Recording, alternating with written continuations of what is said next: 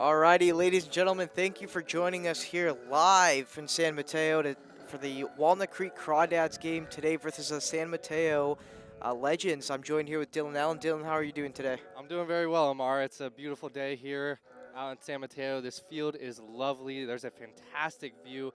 I hope for the viewers at home you guys can see this view is incredible just of the bay. So I'm doing good. It's a nice sunny day and I'm excited to see some baseball. It's gorgeous. This is my first time ever at this ballpark, and I remember we were walking down and we were just astonished by the view. You can see the Bay Bridge, you can see the whole city view. Definitely different from the Crawdads Monte Vista High School, a but little nonetheless. bit, but yeah, it's exciting. I'm excited to be out here and it's going to be a good day of baseball. Yeah, so obviously the Crawdads are coming in from a back-to-back. This will be their second game in 2 days. So just I have a couple questions for you, Dylan. My first question for you is, last night the Crawdads they put up a dominant performance yesterday versus the South Bay Storm. They ended that game 10-3. They extended a win streak to 4 straight games. For you, watching that game from start to finish, what was the key to success for the Crawdads last night, if there was a singular one? Absolutely. I think one of the biggest things was the offense. The bats were hot. They've been hot for the last couple of games. That is pointing to the 4-game win streak. But yesterday, I mean, you put up 10 runs, a lot of them in the earlier innings, a couple 3-run innings, couple 4-run innings. The bats were hot, and especially I want to talk about these new guys that have come in their first, second, third game, and they got a bunch of hits. And they're finding their groove with the Crawdads, but they're hot right now. And it's really just the offense, and then got to talk about the pitching too. Ryan Delaney, he chucked 6 innings of no-run ball. That was a big factor of the win yesterday.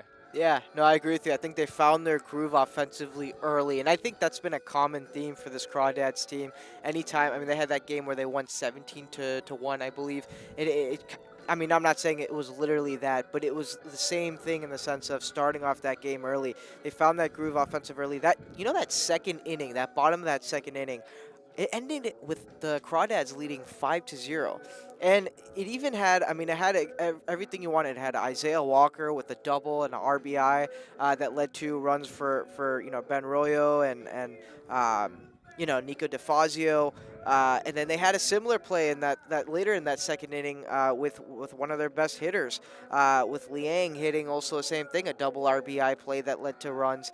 And they had that first run in the first inning. So, my point being is they found that groove offensively early. I think that's something that you want to take into any game and every game that you play. It doesn't matter who the opponent is. I think that was huge for them. It ultimately became too much for the Shock to overcome at the end. Absolutely. And I think the bullpen, especially as you mentioned, Ryan Delaney too at the beginning of that game, he was huge for them. I mean, he had a great game. He prevented the Storm from even getting to first base a couple of innings. Yeah. So he was shut out. He was lights out, and yeah, I mean, there's nothing much to say other than how great of a performance he had. He was pitching very well. I mean, he was just he was in a rhythm from the get-go, from the jump. I mean, he was just pounding the strike zone. Not a lot of walks, no strikeouts. He was laughing in the dugout about that, but they were just poking the ball out, weak contact, and he was doing a great job just commanding the zone and commanding those hitters. I wanted to talk about too the 3-hitter yesterday, who was Mark Wolbert, coming in his first game playing center field for the Crawdads, the senior from UC Davis. What did you see out of him, Ammar? I really, really liked how comfortable he looked. It was his first game, as you mentioned, but he just went in there with ease. He had 5 at bats, 4 hits. He even had a run in his debut. And it's funny, I was just thinking of this on the way here. Who are some players that I'm excited to watch or look forward to today? It's him. It's like, as you mentioned, the guys that are making their second game or their debut, how they perform. Him especially. I mean, he fell right into rhythm. I'm excited to see what he does. Absolutely. I mean, he looked very comfortable in the box, just piecing up some nice line drives. He had, I think, 2 into right field. Just easy contact out of him, a nice, easy swing. And he's hitting leadoff today for the Crawdads in a crucial matchup against these legends. The other player I wanted to talk about yesterday, who looked very good again, is Aiden Camberg, the sophomore from Santa Barbara, who hit in his first game as a Crawdad, hits a walk-off home run. A towering bomb for Father Day special. Oh yeah, no kidding. That's a treat. So Aiden looked good again. He's very comfortable in the box. He sees a lot of pitches. He gets walks. I want to say he was on base 3 times yesterday, Yeah, sounds about right. and he's got an eye up there and he's calm. But then when he finds his pitch, he cranks it. I mean, he just really unloads. He's got a nice, easy swing. Again, like Walbert. So two lefties up there. Aiden, this will be his third game, and Walbert, this will be his second game. And yeah, Yeah, I think as you mentioned too. I mean, you look at it. People forget. Cummings is arguably their second best hitter behind Liang right now. If you look at the numbers, he's been exceptional. So yesterday's performance, though it doesn't come as a surprise, like you said. I mean, we're only a few games into this season, and he's made his mark for sure. Great early impression. And with that being said, absolutely. of course, as we mentioned at the beginning of the telecast, the Crawdads have traveled over to San Mateo today to take on the Legends. Highly, highly important game today. Is there anybody on the Legends, specifically their pitching team? I mean, when you see the Legends, what would you say is the reason why they're 4-2? Well, let's see, Ammar. There's there's they're playing well. You know, they're at the top of the conference. They are sitting just behind the San Luis Obispo Blues at 4-2. The Blues are 5-2, and the Crawdads are 5-4. So when you look at the Legends, I mean, they've got some players out there. Can I mention anybody in specific? Not currently, Yeah. but on the Crawdads side, I am very excited to see the starting pitcher Nick Bronzini coming in from LSU, who's a rising junior. Nick's played 2 years at LSU, and he started on, or did not start, excuse me, on Sunday, but he did get an inning of work in. He gave up 2 hits, but struck out the side against the Seagulls on Father's Day. So Nick, I'm very excited to see. He's a big, towering lefty, sitting at 6'4", 255 pounds. How about you, Ammar? Who are you excited to see today for the Crawdads? For the Crawdads, I think it's Walbert again. You know, what I mean, I think Yeah. like having that second game, seeing his how comfortable he is with this team in day two, especially after a solid debut. I think that'll be huge. Um, I think now just looking at this Legends team, it was kind of like how the Crawdads started the season, kind of slow. Um, really, they entered last Friday 2-2 in the CCL. They had a They had a series yesterday or last week, excuse me, against the San Francisco Seagulls, and they swept them. They went 3-0, and I think that's obviously a huge factor as to why they're sitting close to a top of the conference. They're tied first, and it's gonna be a good test, I think, for a Crawdads team that is just catching stride at the right time. Absolutely. I think if the offense can keep stay in a rhythm today, if the pitchers can stay in a rhythm, if Nick can find a groove early on the mound, I think that'll be huge. Um, One of the biggest things for Nick is we'll just see how much he's got in the tank. He went 1 inning on Father's Day. Let's see if today he can maybe go 2, maybe get to a third inning. We'll see how the Legends bats hold up against him. But Nick is a dominant lefty, and I mean he's chucking it up there. A lot of power, a lot of velocity, um, and I mean he struck out the side against the Seagulls. 3 strikeouts, 2 hits. So we'll see. I'm very excited to see how he throws today. Well, thank you. We are very excited that you took the time out of your day to listen to us before the game. Thank you for joining Dylan and I live here from San Mateo. We hope you enjoy this game, and go Crawdads. Absolutely. Go Crawdads.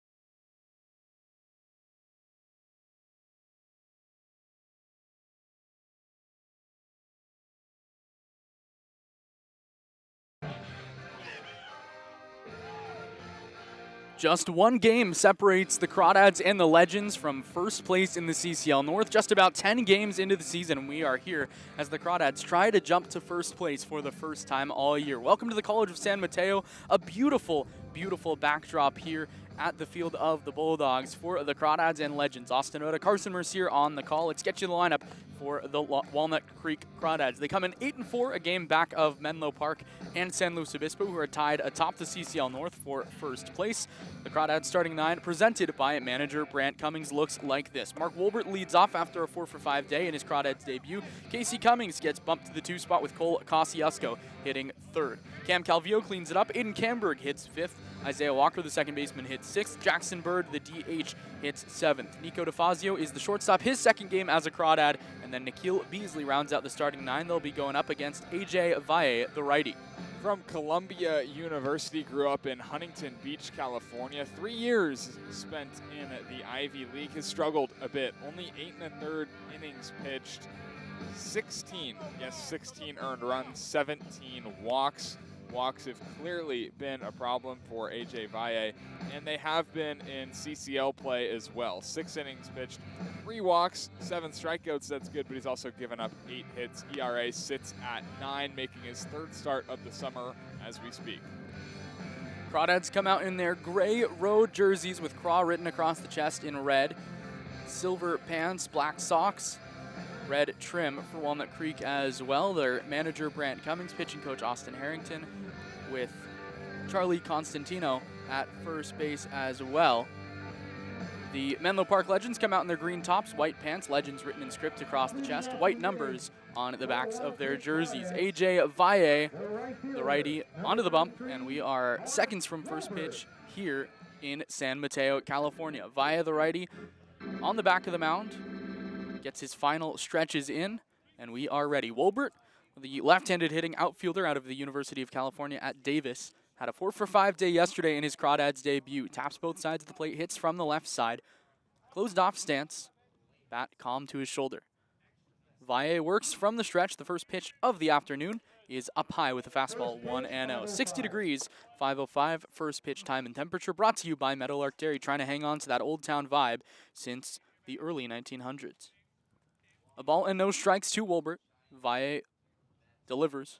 Wolbert taps it left side slowly, charging the third baseman. Treese cuts it off, throws to first just in time to get Wolbert. 5-3 on a nice play. Treese to Crawford. That's your corners of the infield. The rest of the defense for the Legends from left to right in the outfield. JP Avila, Rowan Felsch, and Evan Bilter. The middle of the infield, Josh Quinn, Kevin Shea, Kenan Treese, and Jordan Crawford. You saw on the corners with Ben Seminara behind the plate. So 1 out for the Crawdads in the top half of the first inning. Here's Casey Cummings, center fielder out of the University of Texas. Open stance from the right side. First pitch, swing and a miss. Fastball by him, 0-1. Cummings, .250 average, a home run, 6 batted in on his young summer. Moved to the 2 spot after spending a lot of time in the leadoff spot for the Crawdads the last couple years. Curveball from the righty Valle catches the zone, 0-2. No balls and 2 strikes. Cummings has struggled with the strikeout this summer. Valle looking for his first of the afternoon. Defense straight up on the Crawdads center fielder. The 0-2 is up high with a fastball, 87 on the gun, 1-2. I'll tell you what, I really, really like this angle that we're sitting at. We can really feel the velo from the pitcher. It's talked about the nice backdrop. This is a good place to watch a ball game. A ball and 2 strikes to Cummings. The pitch from Valle.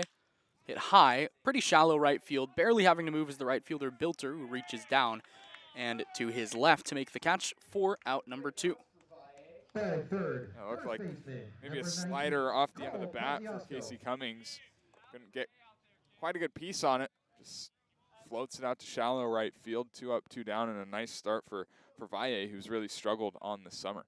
A little bit of a new look lineup for the Crawdads. The first 3 is pretty traditional, but then Cam Calvillo will hit in the cleanup spot. Here's Cole Casasco, .333 average, the hottest hitter in the CCL. Hits this first pitch to deep left center field, but tracking it is the center fielder. Felsch loses the cap, makes the catch for the 3rd out. Crawdads go 1-2-3, and a nice start for AJ Valle. Nick Bronzini to the bump when we come back. You're listening to Crawdads Baseball here on the Walnut Creek Crawdads Streaming Network.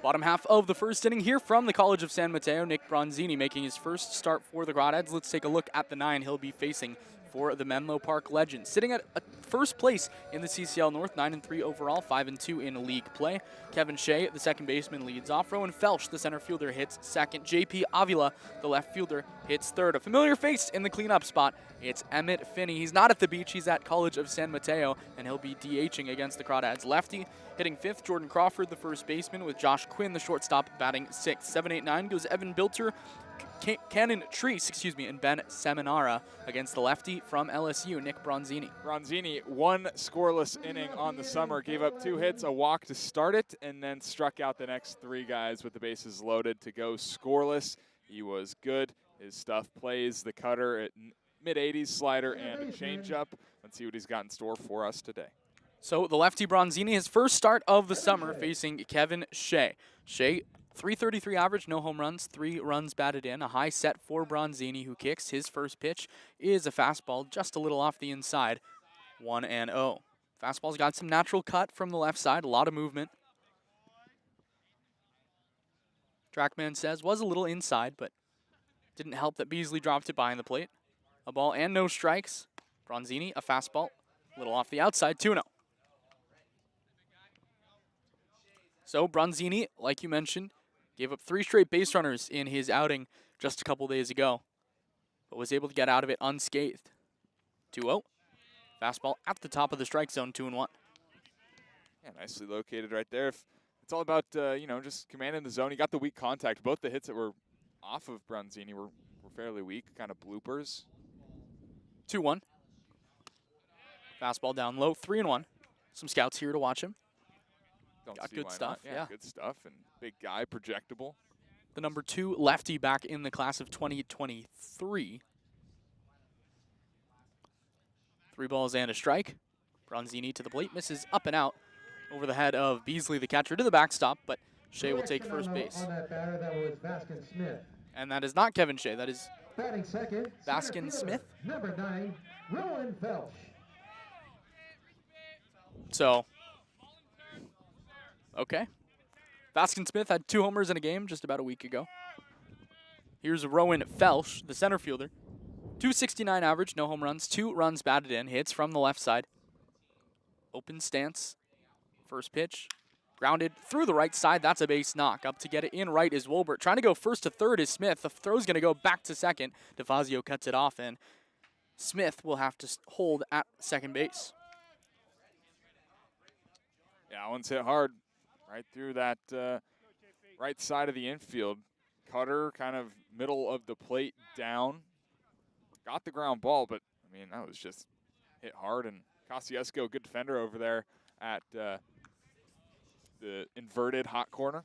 Can't get there. No one's going to get there. Here's JP Avila, .333, no home runs, no runs batted in.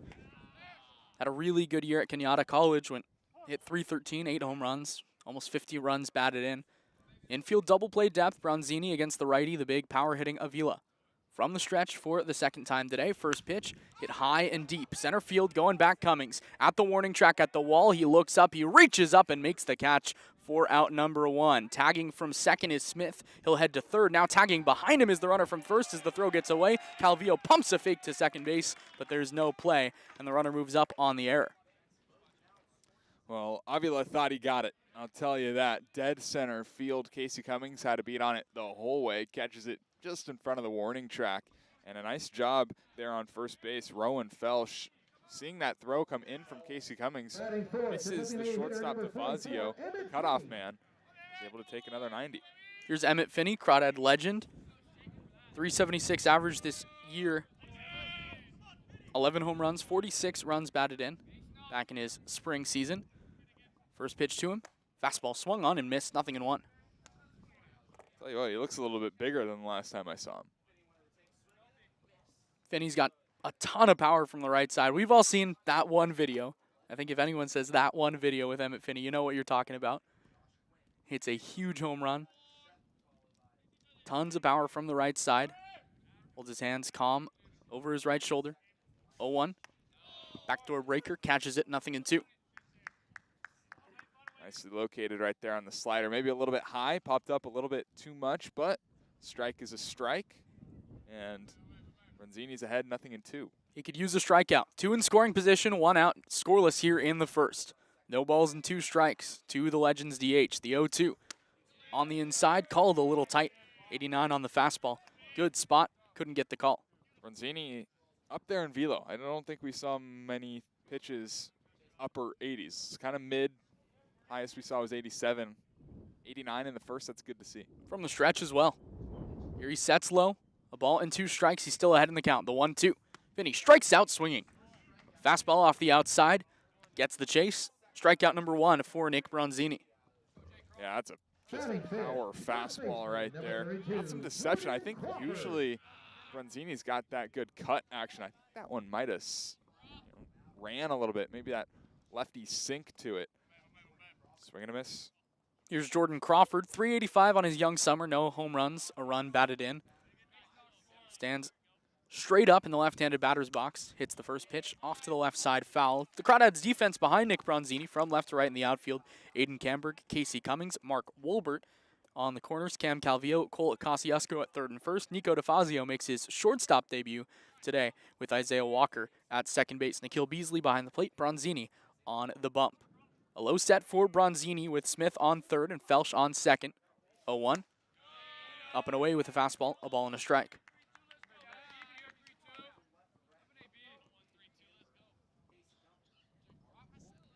One ball, 1 strike, 2 outs. Runners on second and third for the Legends. Bronzini trying to work a scoreless first inning after a leadoff walk and a runner on first was singled over to second.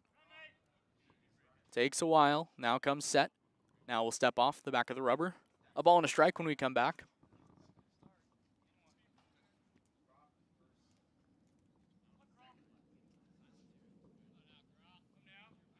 One ball, 1 strike. The pitch to Crawford.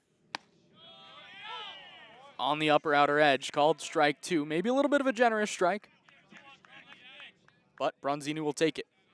Looking to strike out the final 2 after the Legends had runners on second and third with just 1 out. Trying to strand him there. A ball, 2 strikes, 2 outs. Bronzini from the stretch.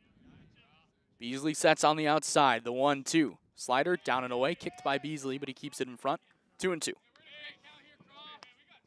It's a good pitch when, the left-hand batter kind of biting at it, trying to get that bat off the shoulders, but a good job to, pull back for Crawford, not go around. 2 balls, 2 strikes, 2 outs here in the first. Still scoreless from the College of San Mateo. Bronzini looking to keep it that way. From the stretch, looks in, takes a deep breath, and the 2-2. Popped up left side, that'll get well foul. So Crawford does his job, but Bronzini will continue to try to do his here in the first.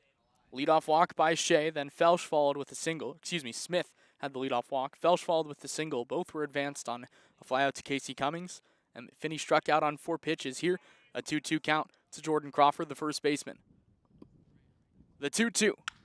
Line drive right side. Wolbert coming in. Will lay out, make the grab. Bronzini gets out of the first inning unscathed with a little help from his friends in right field. Mark Wolbert makes a terrific play to end the first inning. All zeros when we come back here on the Crawdads Streaming Network.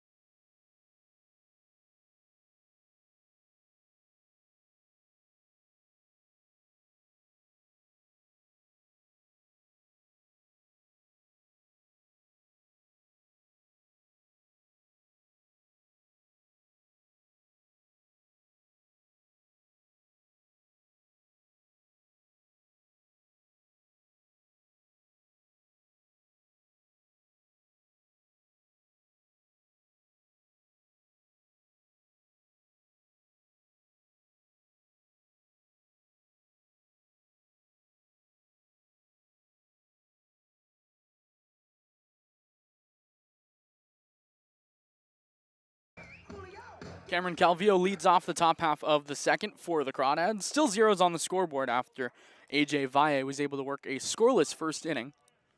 Crawdads looking to get on the board first. Calvillo open stance from the right side, holds his hands high over his right shoulder. First pitch, curveball, swung on and missed, 0-1.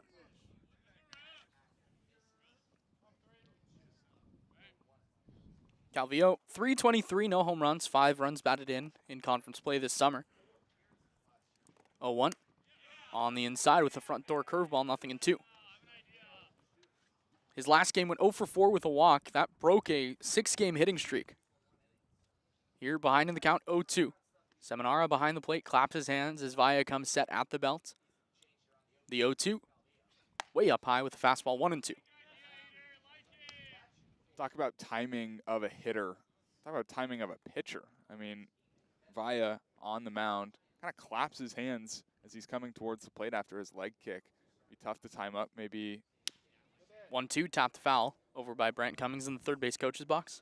Maybe a potential reason for the struggles with the walk at Columbia. 17 walks in 8 innings.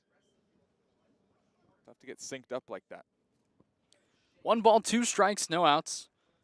Valle looking for strikeout number 1 from the stretch. Now ready, the 1-2. Just a little high, 2-2. I didn't miss by much. A good pitch, good spot, good take. 2 balls, 2 strikes, no outs here in the second. Still scoreless from the College of San Mateo. The 2-2 pitch from Valle is popped up shallow center field. Right there is the shortstop. It's actually going to be the second baseman, Kevin Shea, that makes the catch. And that is Kevin Shea over at second base. The new lineup change was Kevin Shea moves to the 7 spot, replacing Evan Bilter, I believe, directly. That is correct. And then Vaskin Smith hits leadoff and plays center field. Vaskin? Vaskin. Vaskin. So here's the Crawdads' 5th place hitter. It's Aiden Camberg, who's had a good start to his summer. First pitch to him. Curveball, a little outside. 1-0. Camberg, 375 through his 3 games, a home run, 4 batted in. Hits from the left side, kind of a crouched over stance. Lazy hands from the left side, but moves him quick through the strike zone. 1-0, down low, 2-0. Hit a walk-off home run in just his second game, his first start as a Crawdad, with the Dads trailing 6-5 against the Seagulls on Father's Day. The 2-0. Runs inside, gets past the catcher, Seminara, 3-0.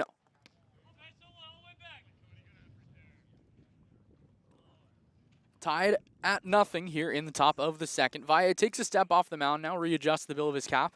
It's a 3-0 count to the Crawdads left fielder. Valle, no strikeouts, also no walks so far today, just through 4 batters. Camberg looking to be the Crawdads' first base runner. Valle from the stretch. The 3-0. Down low ball 4. Not particularly close as it bounced up to the catcher Seminara. First walk for Valle. Could you see the look on Aiden's face? He took that pitch down low and almost looked towards the dugout like, are you kidding me? 4 pitches, 4 balls, I want to hit. That's what he's here to do. But got to take the walk. Looking to get on the board first. Got to bring up Isaiah Walker. 263, no home runs, 6 runs batted in. Kind of a doubles machine right now. Holds his hands straight in the air. First pitch, down low, 1-0. Doubled twice in the final game of the road trip against Arroyo Seco. Then had a big double yesterday in the first inning. 1 for 4 overall yesterday. Did score 4 times. Drove in a run. Out of the leadoff spot yesterday for Walker. 5 straight balls for AJ Valle from the stretch. With Camberg on first, he's creeping past his lead. 1-0. Outside corner with the fastball, 1-1.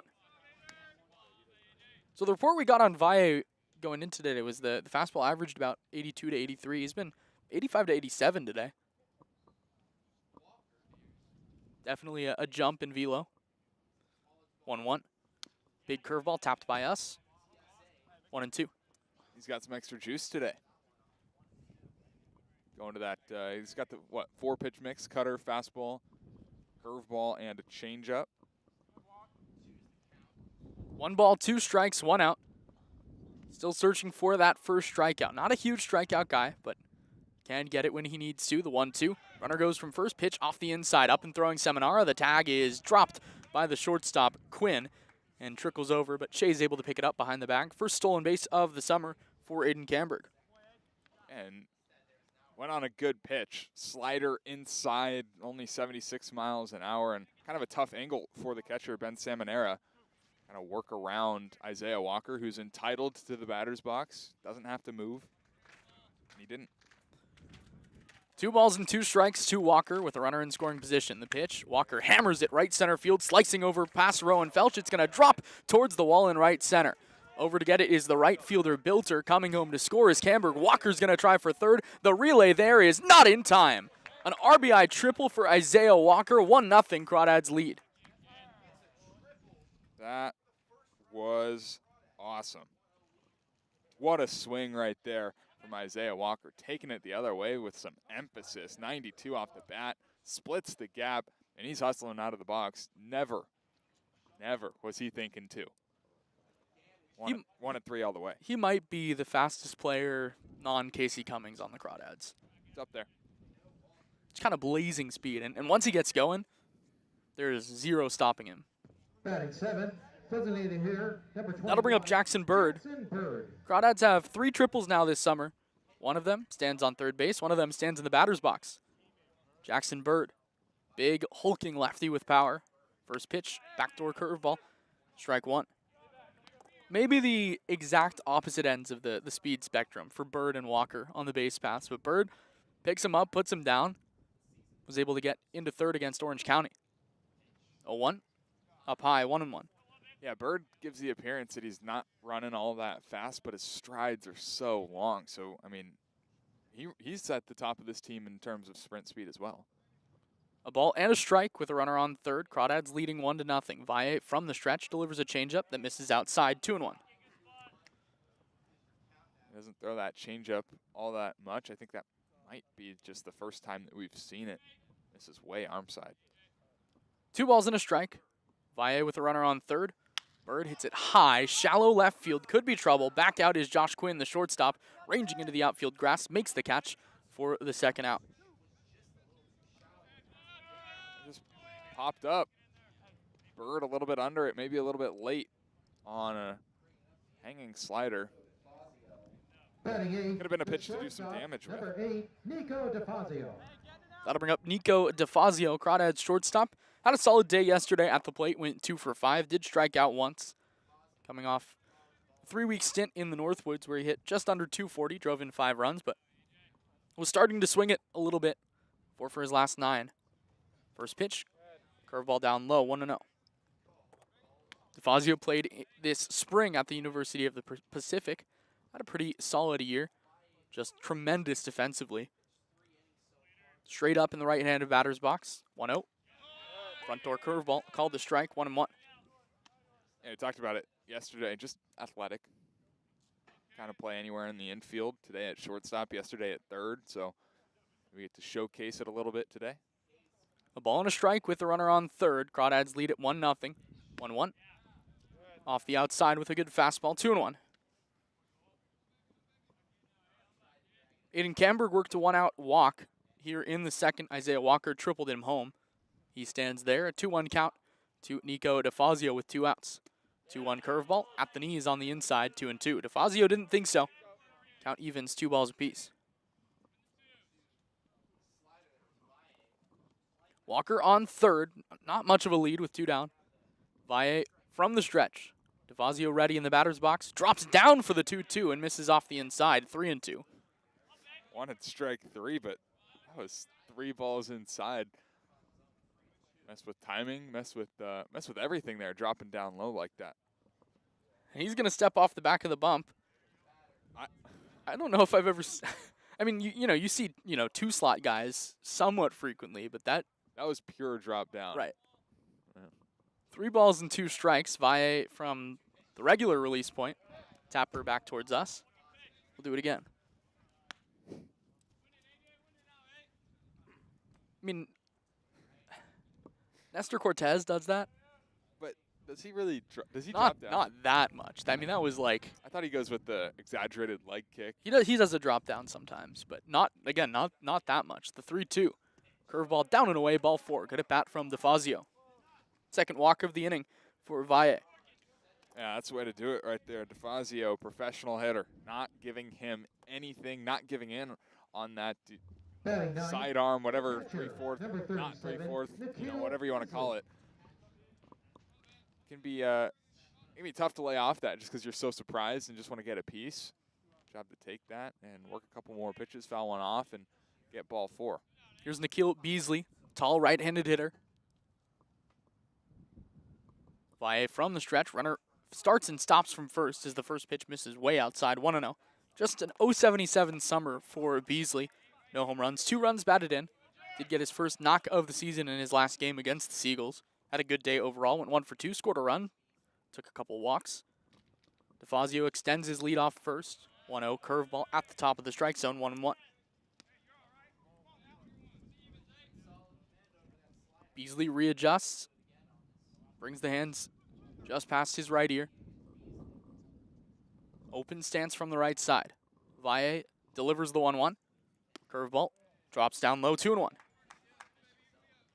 It's a pitch we've seen Beasley struggle with a little bit this year. Yeah, Curveball down low. I was about to say it's a pretty good take because we have seen him struggle a bit, and that was a good pitch. A good leave. So see what he can do ahead in the count, 2-1. The pitch from Valle. Down and away, 3-1. Starting to see that velo drop down a little bit now for Valle. Now kind of sitting 83, 84. 3 balls, 1 strike, 2 outs. Runners on the corners for the Crawdads. A 1-0 lead here in the second. Valle from the top of the mound, the 3-1. On the inside with a fastball, 3-2. And if you're Nikhil Beasley, so what? Not your pitch in a 3-1 count. Don't have to swing. They give you 3 for a reason. 3 balls, 2 strikes, 2 outs. Runner will be off from first. That's DeFazio. The 3-2. Beasley takes outside, ball 4. Missed low as well with the fastball. Back-to-back walks. The Crawdads have the bases loaded for their shiny new addition, Mark Wolbert. Yeah, 3 walks in the inning. Valle didn't really struggle with command at all in the first, but in the second, it has been definitely a different story. And even though the Crawdads went down 1-2-3 in the first inning, swings were all right. You know, first inning, you don't expect to put up 7 every game. Good swings continued in this inning, and also good plate discipline. The 3 walks. Meeting on the mound right now for the Legends. It's their entire infield. I think it's a good time for a look-see. Yeah, hammer it.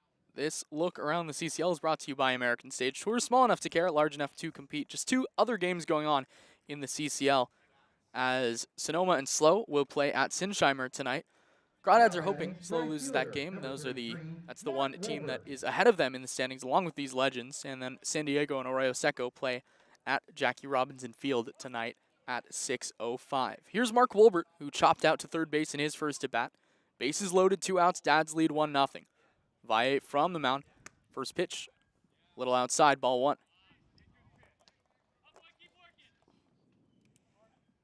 Valle could get out of this, especially with his control issues. Just giving up 1 run, he would take that. Just 1 hit for the Crawdads, but it was the Isaiah Walker triple. 1-0, down low. Stopped by Seminara behind the plate, 2-0.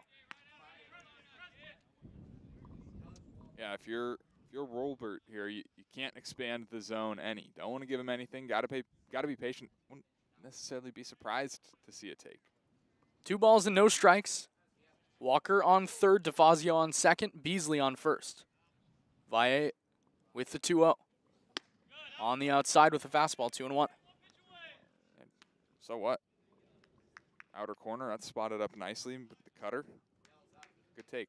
2 balls, 1 strike, 2 outs. Bases juice for the Crawdads here in the second. Good speed all over. The 2-1. Wolbert watches a curveball drop down low, 3-1. Now if you're Wolbert, he's really got to come to you. 3 balls and a strike, bases loaded. Walking in a run is probably one of the worst things that you can do. If you're going to score, you want to make them earn it at least. 3 balls, 1 strike, 2 outs. Valle ready. The 3-1. Wolbert taps it foul off to the right. 3-2. So a good swing from Wolbert. Got some aggression to it. Big day yesterday, trying to continue that momentum into today. Just couldn't keep it fair. Barely got a piece. Runners will be off. Valle off the back of the slab. Walker from third, DeFazio from second, Beasley from first. A 3-ball, 2-strike count with the Crawdads leading 1-0 here in the second. Valle looking to get out of it with just one allowed. The 3-2 is outside, ball 4. Wolbert takes the walk. Valle walks in a run. 2-0 Crawdads lead. Take that all day, every day. Stat pad a bit, get that OBP up, get the RBIs up. And Wolbert continues to have good at-bats as a dad. Casey Cummings coming up. Another really, really tough at-bat for Valle. This is a spot that Cummings struggled in last season. Was not great with runners in scoring position. Hasn't been great with runners in scoring position to start this summer. But here, the bases loaded and 2 outs. First pitch, Cummings watches a slider drop in at the top of the strike zone for the second straight at bat. Cummings is behind 0-1. Now your runners, DeFazio, Beasley, Wolbert, third to first. Still Valle on the bump with some action in the Legends bullpen. 0-1, curveball, just a touch above the zone, 1-1.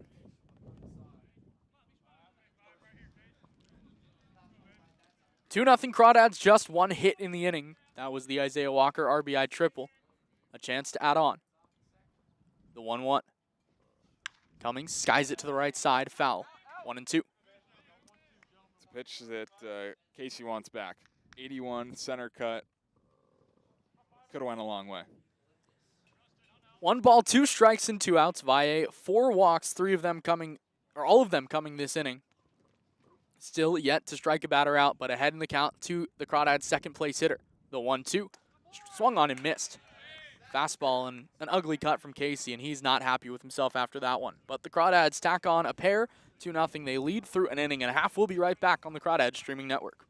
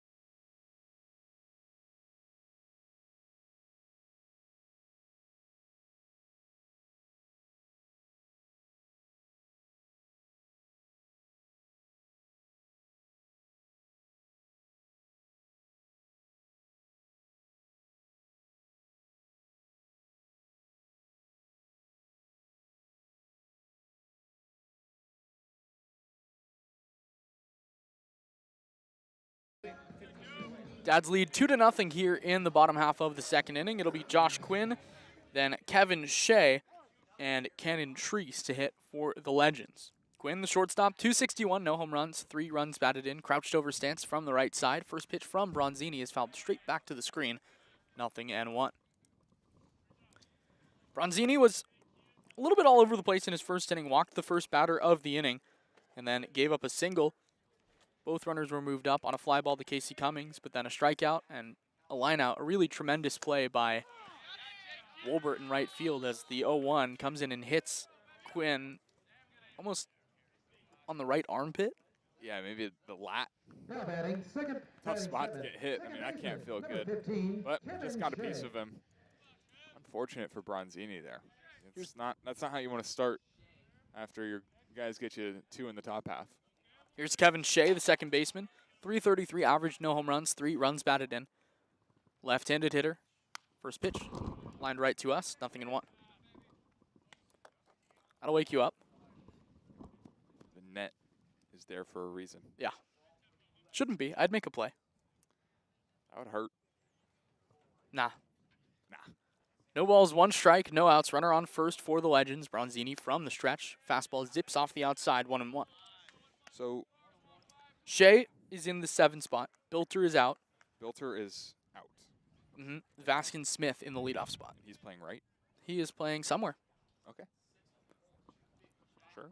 He is playing center. Center. And Felsch is playing right. Gotcha. 1-1, grounded up the middle, could be 2. Over the second base bag to get it is DeFazio. Scoops, throws to first, in time, double play. 6-3, a twin killing for the Crawdads, and that is how you respond if you're Nick Bronzini.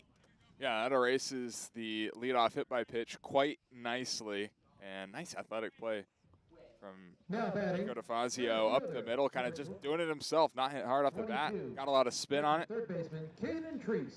Nice play. Here's Cannon Treese, 3 for 11 on his young summer. 3 runs batted in. Spent last year at Orange Coast College. Open stance from the right side. First pitch, runs inside, 1-0. Treese struggled this year at Orange Coast. Hit just 167. Did walk a lot. Had 4 home runs as well. So he's got a little bit of power. Open stance, calm hands from the right side. No balls, or excuse me, 1 ball and no strikes. Bronzini misses way up and out. Looked like an off-speed pitch that kind of just slipped out of his hands. 2-0.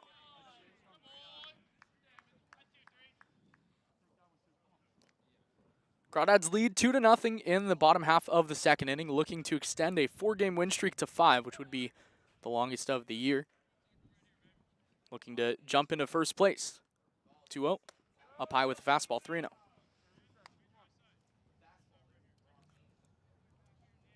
Bronzini will reset, has walked a batter, has hit a batter, has given up a hit.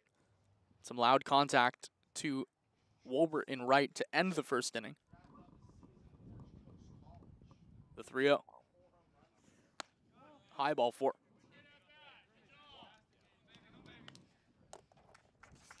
Second walk issued by Bronzini. Combined 9 pitches between those 2 walks. The catcher, number 10. Yeah, you know, the stuff is really good for Bronzini. The command has been a little bit all over the place. When he saw that in his first outing, he was able to work out of it. Really gonna, you know, gonna want to battle down, bear down with 2 outs in the inning. 2-out walk, not great. Here's Ben Seminar, the catcher from Columbia. Slightly open stance from the right side. First pitch slider up and away, ball 1. Seminar a little twitchy in the box. Readjusts the batting helmet. Swipes the plate with his right foot. Now taps both sides of it. Leans the bat forward. Twirls it back. He's ready, as is Bronzini on the mound. 1-0. Hit high and deep to left field. If it's fair, it's trouble, but it'll go well foul. At the distance, was about as far gone as it was foul. A ball and a strike. Bronzini steps back onto the slab from the left side. Seminar waits at the dish. A ball and a strike with the Crawdads leading 2-0. Bronzini's 1-1. Way inside, ball 2. Got some good zip on it. Really does. It's just missing glove side to righties, or just glove side for the lefty, I should say. Good zip, upper 80s all day long. Haven't seen him touch a 9 yet.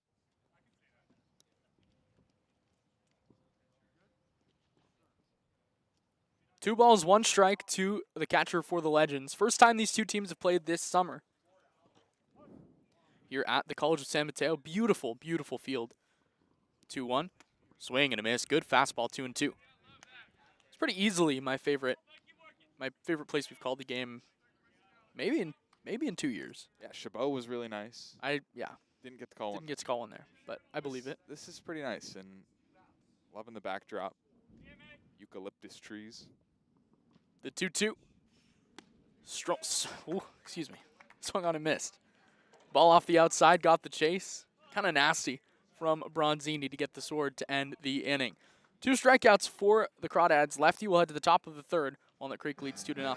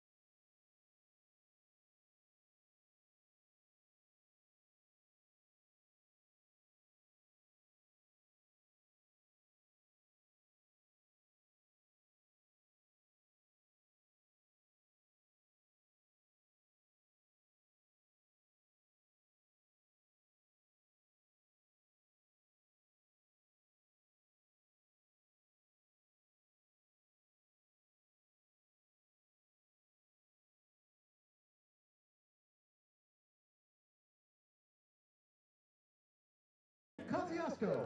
Cole Casasco leads off the third. Crawdads lead it 2-0. A pair of runs back in the second. One drove in by a Isaiah Walker triple. One driven in by a Mark Wolbert walk. Crawdads lead it 2-0. Cole Casasco hit one well to center field his first time. That was tracked down by the center fielder Felsch. Came into the game 7 for his last 14. Just continues to tear the cover off the baseball. First pitch tapped over towards the Legends dugout. 0-1. Yeah, one thing I'm really liking from Casasco, early swings. Not trying to get to 2 strikes. Not that he does strike out all that often, but does his damage early and counts. No balls and a strike from the stretch. 0-1 from Valle. Up high with the fastball, 1-1. He does have a little bit of swing and miss in his game. It's not enough to where it's a problem, but it's something where in a 2-strike hole, if they find a hole in his swing, he will strike out every now and then. 1-1. Tapped again towards the Legends dugout, 1-2. It's almost like he changes his approach pitch to pitch. With less than 2 strikes, he's trying to do damage. With 2 strikes, maybe see him shorten up a little bit and just trying to get the bat on the ball. Those last 2 swings, pretty vicious. Chokes up about maybe an inch on the bat.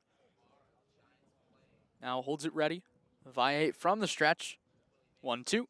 Curveball called strike 3 right on the outside. Froze Casasco. It's back-to-back strikeouts for Valle. It's a good pitch. Now batting, third baseman, Just a number good 3. pitch after And going in Calvillo. and that at bat. Dropping the hammer. So maybe starting to find a rhythm a little bit after 3 straight walks back in the second. Now 2 straight strikeouts for Valle. That'll bring up Calvillo, who popped up, battled back from 0-2 to make it 3-2, and then flew out to the second baseman. First pitch in over the shoe tops of Calvillo, 1-0.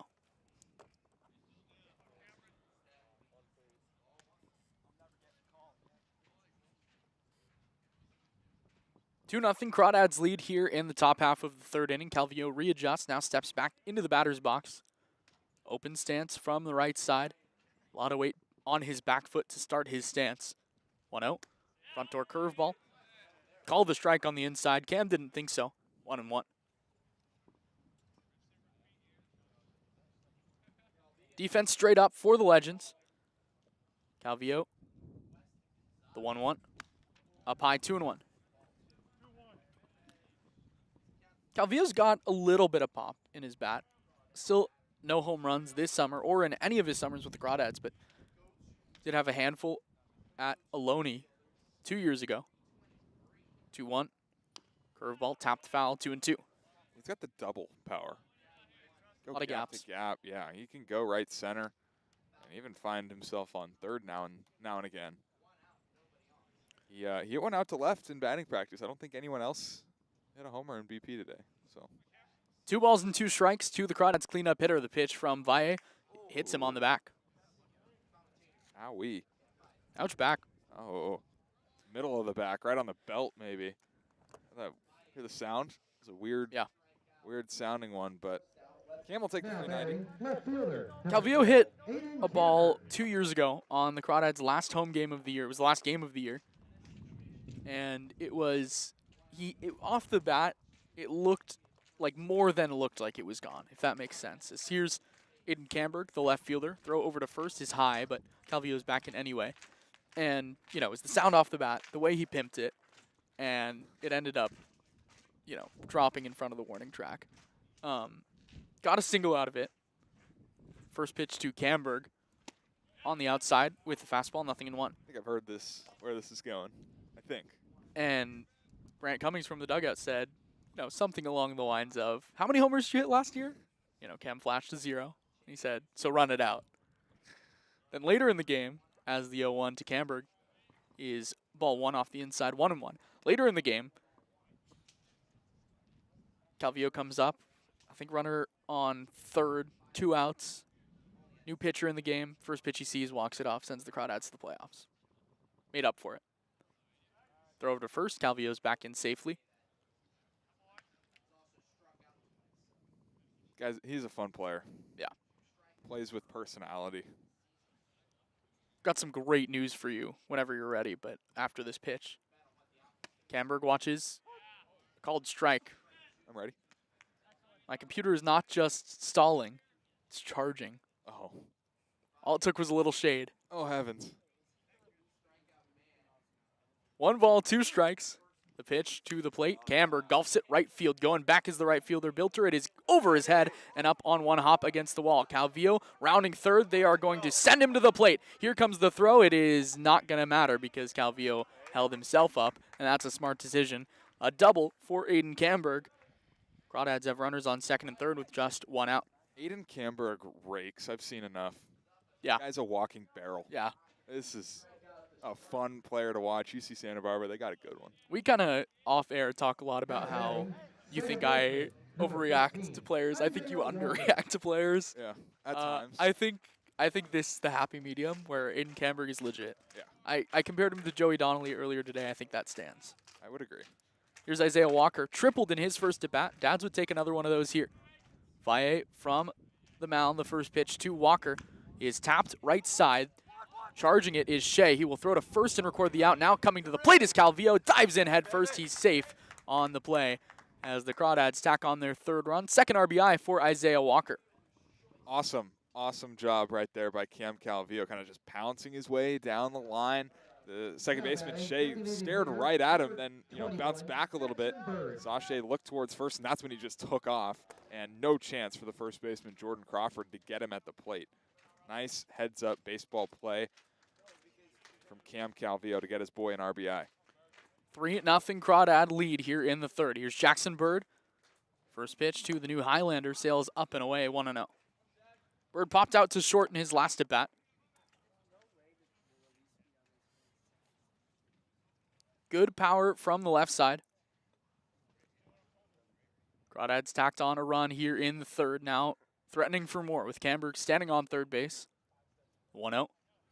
Bird hammers it to the left side, but right there is the left fielder Avila to make the catch for the 3rd out. Caught a barrel, but left fielder Avila caught it as well. We'll head to the bottom of the 3rd, 3-0 Crawdads lead.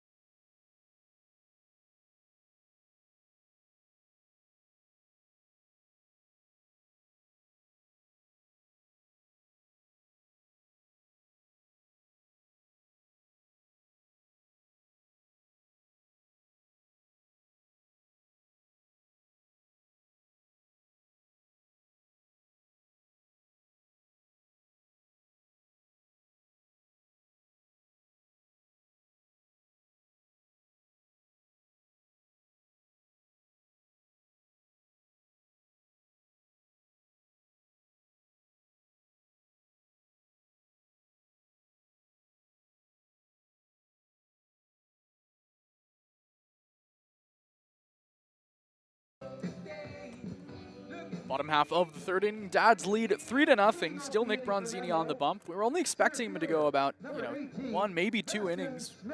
Grant Cummings yesterday said maybe 3 if he's throwing well. He's gotten out of some jams. The strikeout stuff has been there. 2 walks, 2 strikeouts, a hit by pitch, just 1 hit. As here's Vaskin Smith, the center fielder today. Got a good amount of power, hit 2 home runs in a game just about a week ago. First pitch at the knees on the inside, 0-1. It'd be lovely if we could have his updated stats, but one of the games for the Legends has not been completed, which is why it says they're 4-2 on their website, but in actuality, 5-2 atop the CCL North. 0-1, up and away, 1-1. Don't you love CCL baseball? So much, more than anything. Go point streak. Go point streak. Smith, as it stands, is 3 for 8 with a double, so throwing a pair of home runs, and that's a good start to his summer. A ball and a strike. Open stance. Kind of crouched over and tilting forward. 1-1. At the knees on the inside. Good spot with fastball. 88 on the gun. 1-2. Yeah, it could be tough for hitters right now. Bronzini in the sun, home plate in the shade. Shadows have taken effect. 1 ball, 2 strikes, no outs. Bronzini kicks, and the 1-2 is swung on and missed. Nasty back foot slider. 3 strikeouts for Nick Bronzini. Oh, you didn't have to do him like that. That was nasty. Back foot, like you said, slider. Had that late action to it. Gets the swing and a miss for strikeout number 3. That's a good start. That'll bring up Rowan Felsch, the right fielder. Singled in his first at-bat, left-handed hitter. First pitch on the outside with a fastball, 0-1. Bronzini may be a guy who just needs to throw a couple pitches and then get into his rhythm. Because we saw it in game 1 that he threw where he let the first 3 guys get on base as the 0-1 to Felsch. His line straight back, 0-2. That one at 89. He's, what, 30, 40 pitches into his outing? Yeah, I mean, this is good to see. You mentioned it. We weren't expecting him to go that deep into this game. He's looking to build up and become a starting pitcher. Well, there's no better way than to just keep pushing that limit week after week. 0-2. Grounded through the right side. That's a base knock. 2 good pieces of hitting for Rowan Felsch. He's 2 for 2. Yeah, that's some good wood right there. That's some good wood through the right side. And same story as the last at-bat. Casasco, no chance. 90 miles an hour out of the hand of Nick Bronzini. That's a good sign. That is a wonderful, wonderful sign. On probably pitch, we don't have the exact reading. I would guesstimate 45 to 50. Here's JP Avila. 0 for 1, flew out to Casey Cummings back in the first. Gave it a good ride. First pitch on the inside with a fastball, 0-1. I could be wrong about this, but I feel like Bronzini started his day out of the windup. Wasn't really paying too much attention.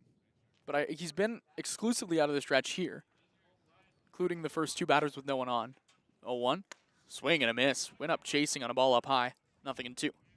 It's a reckless hack right there. I think maybe a changeup, 80 miles an hour. Not sure what that could have been, but aggressive swing. Interesting. Bronzini shakes off his catcher, now in agreement with Beasley behind the plate. Ahead 0-2 with a runner on first.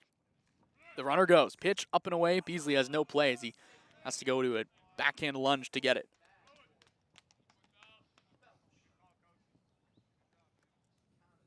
A ball, 2 strikes, 1 out. Avila, good power from the right side. We saw it back in the first. Took one to the wall. Now a runner on second. Good speed with Felsch. Infield slightly shifted over to the left. Bronzini looks back to second. The 1-2 to the plate. He is grounded to the left side on 3 hops. DeFazio scoops it up, throws pretty high to first. Casasco applies the tag for out number 2, as moving up to third is Rowan Felsch. Nice by Cole right there at first. Throw pretty wild from DeFazio, but a really nice recovery on the other end to apply the tag, ensure the out. Try and keep things scoreless for the Legends. Here's Emmett Finney, the first strikeout victim for Bronzini back in the first. That was in a big spot. Runners on second and third, just 1 out. Here, a runner on third and 2 down.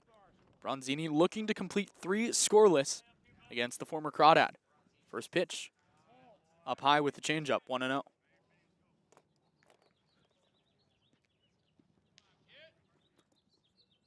Runner on third is Felsch, got good speed, but 2 down in the inning. Finney, open stance, 1-0. Swing and a miss, went way up high with the fastball. 0-1. Looks like he got Beasley on the backswing.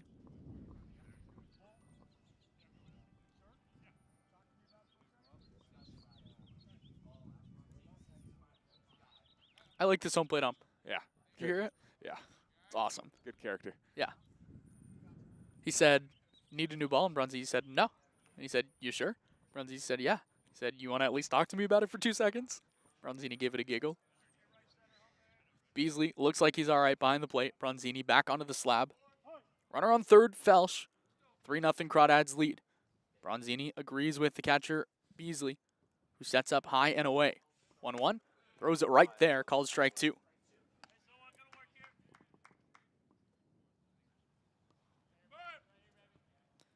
One ball, 2 strikes, 2 outs. 3 strikeouts for Bronzini so far. Number 4 would complete 3 scoreless. Sets just above the belt. Takes a deep breath. And the 1-2. Grounded to the left side, past the dive of Calvillo into left field. A base knock for Emmett Finney. And the Legends have their first run of the game.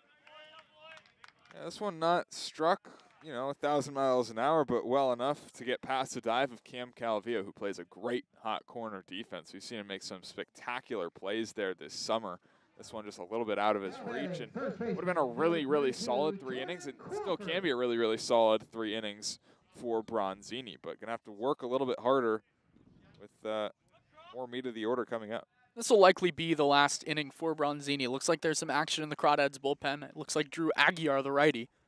Bronzini facing Jordan Crawford, who scorched a liner his first at bat. Takes the first pitch, cutter on the outside, 0-1. Mark Wolbert made a really tremendous play to save a pair of runs back in the first.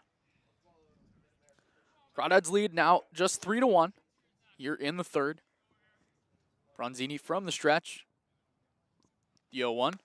Same spot, fastball 88, 0-2. I mean, even third inning of work, still upper 80s with the fastball. That's really, really good to see, especially I think it's his second appearance of the summer. The last time he threw at LSU, we don't know.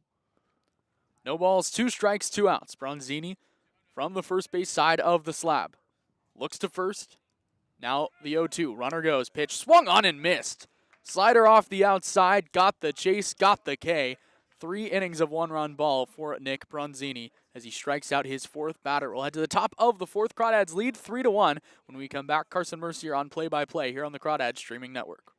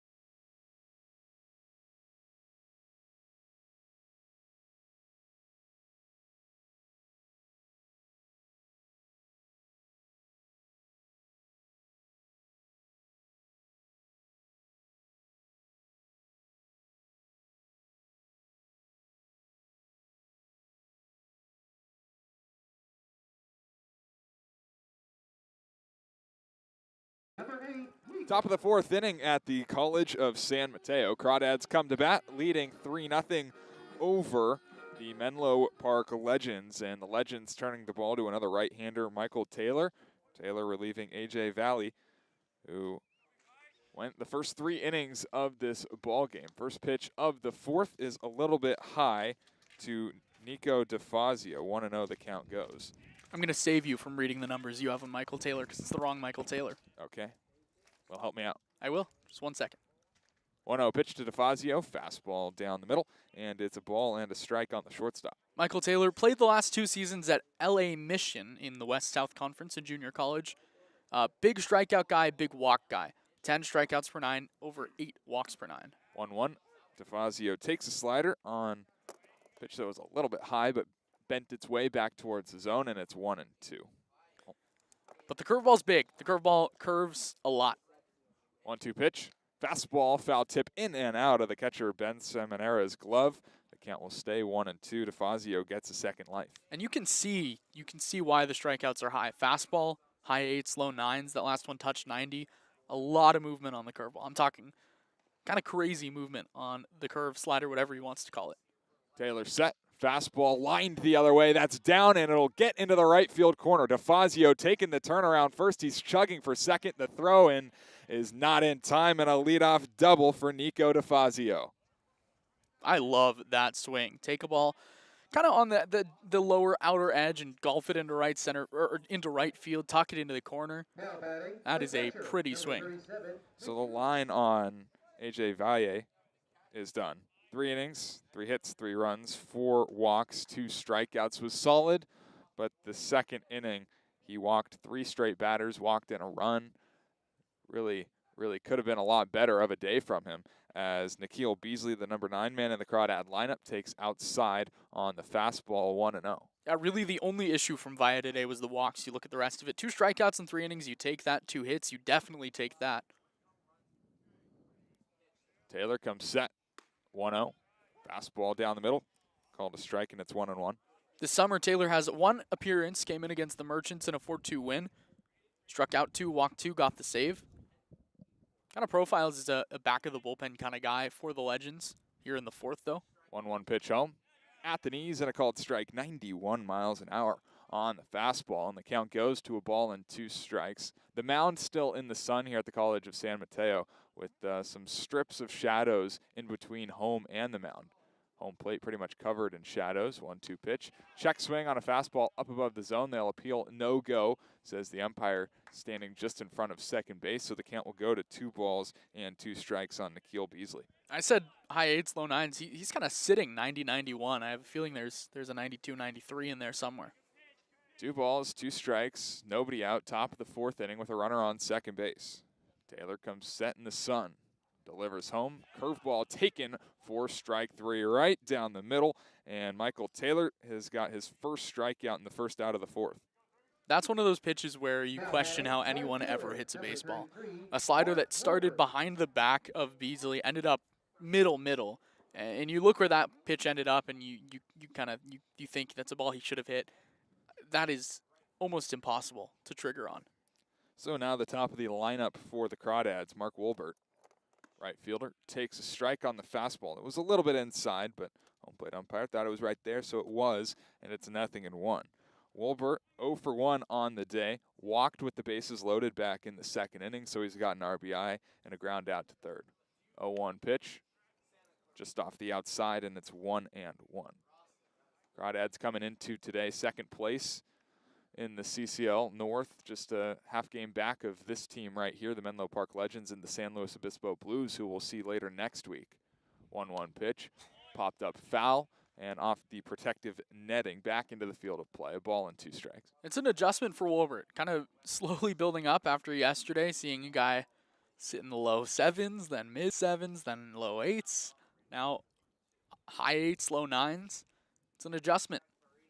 Ball and 2 strikes. Taylor sets. Here's the pitch. Runner goes to 3rd, and the catcher Salmonera can't handle it. So a stolen base of 3rd base for Nico DeFazio. He's just 90 feet away now with 1 out. It's a big 90 now. That turns into, need to get a ball down in the outfield to a ball to the outfield no matter what. Scores a run with DeFazio's speed. Infield has to come in. Let's Wolbert swing it. Infield drawn in the 2-ball, 2-strike count. Taylor comes set, stares home, high leg kick, and a fastball misses high. So the count will run full on Mark Wolbert, who's already walked once today. But again, you see the vision. Tall, long righty. As a D1 coach, you think, okay, if he's sitting 90, 91, I can turn that to 93, 95. Payoff pitch home. Fastball grounded right side. Taking off for the plate is DeFazio. Here comes the throw from the second baseman. It is in time to get him. Nice play from Kevin Shea, the second baseman, to cut off the slow chopper, throw home, and a nice tag by Ben Salmonera for the 2nd out. Yeah, really, really nice play. I thought there was no chance, especially with DeFazio's speed and the read he got off the bat. It was just a number, not hit hard at all off the bat of Wolbert, but he puts it in play like he's supposed to. And DeFazio, I thought he might have snuck that hand in, was unable to get the call to go his way. So call it a 4-2 fielder's choice. Here's Casey Cummings with 2 outs and a man on first. He'll watch strike 1 on a fastball middle, about as center cut as you can see. Casey's 0 for 2, flew out to right in the first, struck out swinging in the second. 0-1.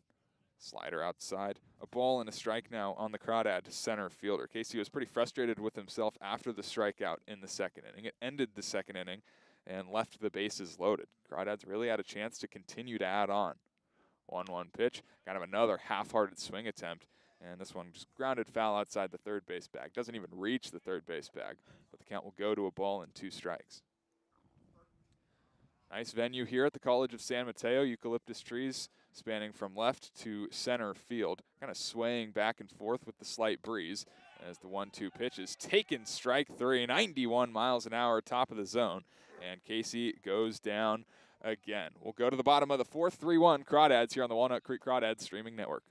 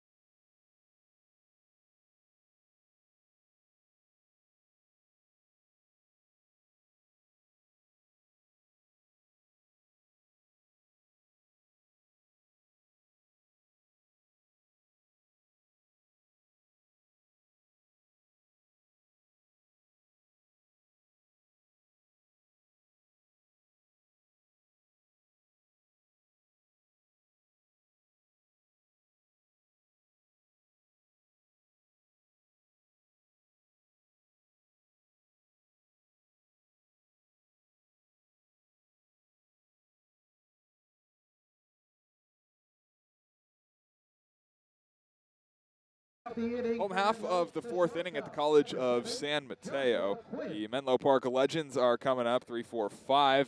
They'll face a new pitcher. It's Drew Aguiar, the righty for the Crawdads. You have 3-4-5? What game are you watching?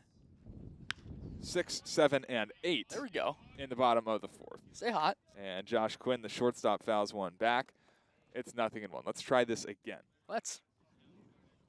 Josh Quinn, Kevin Shea, Cannon Treese due up in the home half of the fourth inning. 3-1 Crawdads leading as Quinn fouls back another, and it's 0-2. Beasley gave it a look, but well foul onto the football field. 0-2. How about 92 from Drew Aguiar, new pitcher for the Crawdads? That's awesome. Should I tell you more? I would love to hear that. Yeah. 11 in the third innings this summer, 9 strikeouts, 5 walks, 5 hits, 0.79 ERA. He has been terrific, coming off just kind of an absurd outing against the Merchants just about 5 days ago. 0-2 pitch, swing and a miss. So Drew Aguiar comes in and makes quick work of Josh Quinn. A 3-pitch strikeout to start the fourth inning. Strike Pumpa, 5 innings, 1 run, 3 hits, 4 strikeouts, 1 walk, a save. A 5-inning save, which is only possible in the CCL. Did that against the Merchants in a 12-3 victory back on the 15th. So now Kevin Shea, who's 0 for 1, bounced into a 6-3 double play. Swings at the first pitch, maybe some broken lumber as the liner is right at Nico DeFazio. And quickly on 4 pitches, there's 2 outs in the inning. definitely some broken lumber. Just a soft hit liner to the shortstop. Tafazio's right there. I think Nikhil Beasley might have caught more of that than DeFazio did. That was kind of right, split right to him. So now Cannon Treese, the third baseman, walked back in. The second was left there. And Aguiar wants a new baseball. He'll get one. Aguiar relieves Nick Bronzini, who went 3 innings, 3 hits, a run back in the third, 2 walks, 4 strikeouts. Pretty solid day from a guy that probably hasn't thrown in all that long, as a first pitch curveball is in there for a strike, nothing in one. At least not multiple innings in all that long.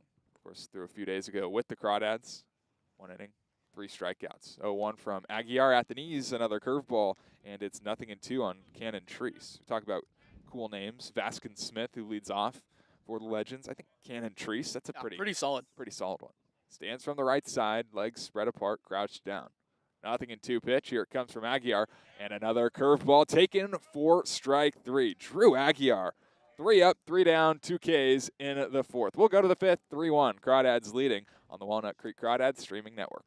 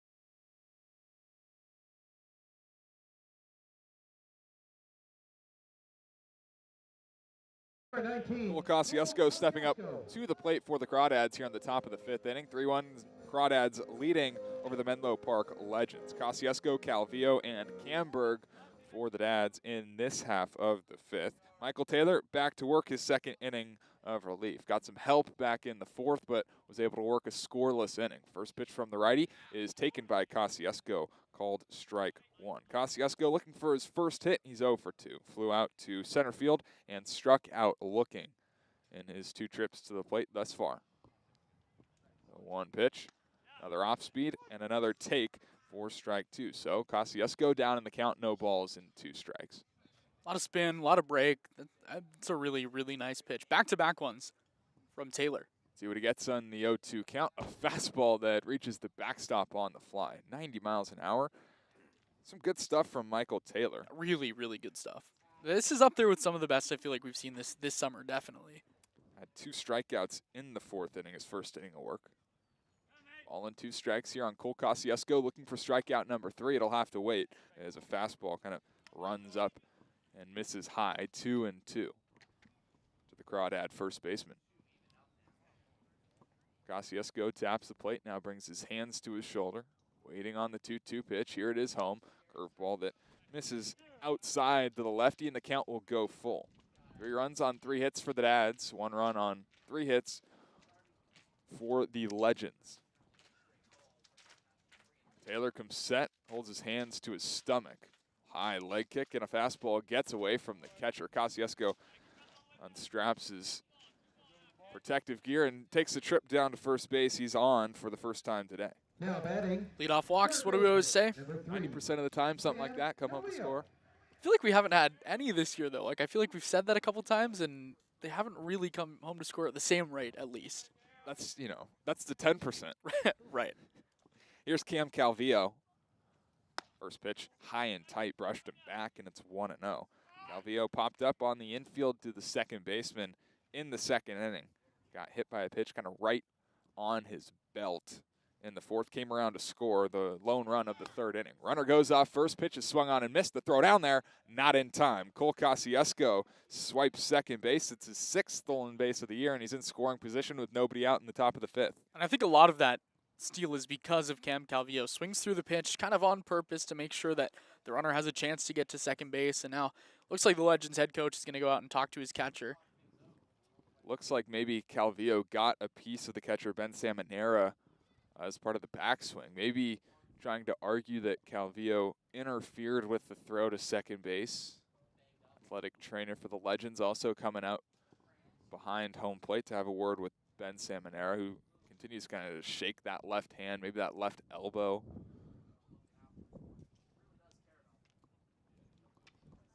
Time for a look-see. Yeah, let's take a look. I don't know if any other games are in action. They are not, so maybe no look-see. Doesn't really make sense to read the names of the games again. 3-1, Crawdads leading, top of the 5th inning, still threatening with the runner on second base after the stolen base. Salmonera is good to go. Legends manager back to the dugout, and Taylor comes set on the mound. 1-1 pitch, fastball, swing and a miss, top of the zone, and Calvillo kind of just swings right through it, maybe a little bit late. The count goes to 1-2. Steps out now back into the box, twirls the bat with his left hand again. 1 ball, 2 strikes as Taylor kind of shakes off his catcher, Salmonera, agrees and comes set. Ball and 2 strike. The pitch is a curveball hit back up the middle. The diving shortstop Quinn's got it. Throw from the knee is not in time. Cam Calvillo able to run out the infield single, but a great effort from Josh Quinn. At the very least, saved a run for now as Casasco is able to advance up to third. Well, that's exactly what it does. Crawdads' 4th hit of the day, a ball that was kind of topped up the middle, almost knuckled toward the shortstop Quinn. He laid out to get it. The throw, I think, if it had been on the bag, might have been on time, but it looked like he kind of threw it off his back foot and it pulled the first baseman off the bag. But now a big spot for the Crawdads for Aiden Camberg. So back-to-back runners to start the 5th inning for the Crawdads. Runners on the corners, nobody out, and Camberg at the plate. Left-hander will have to wait as Taylor throws over to first base, and back head first is Calvillo.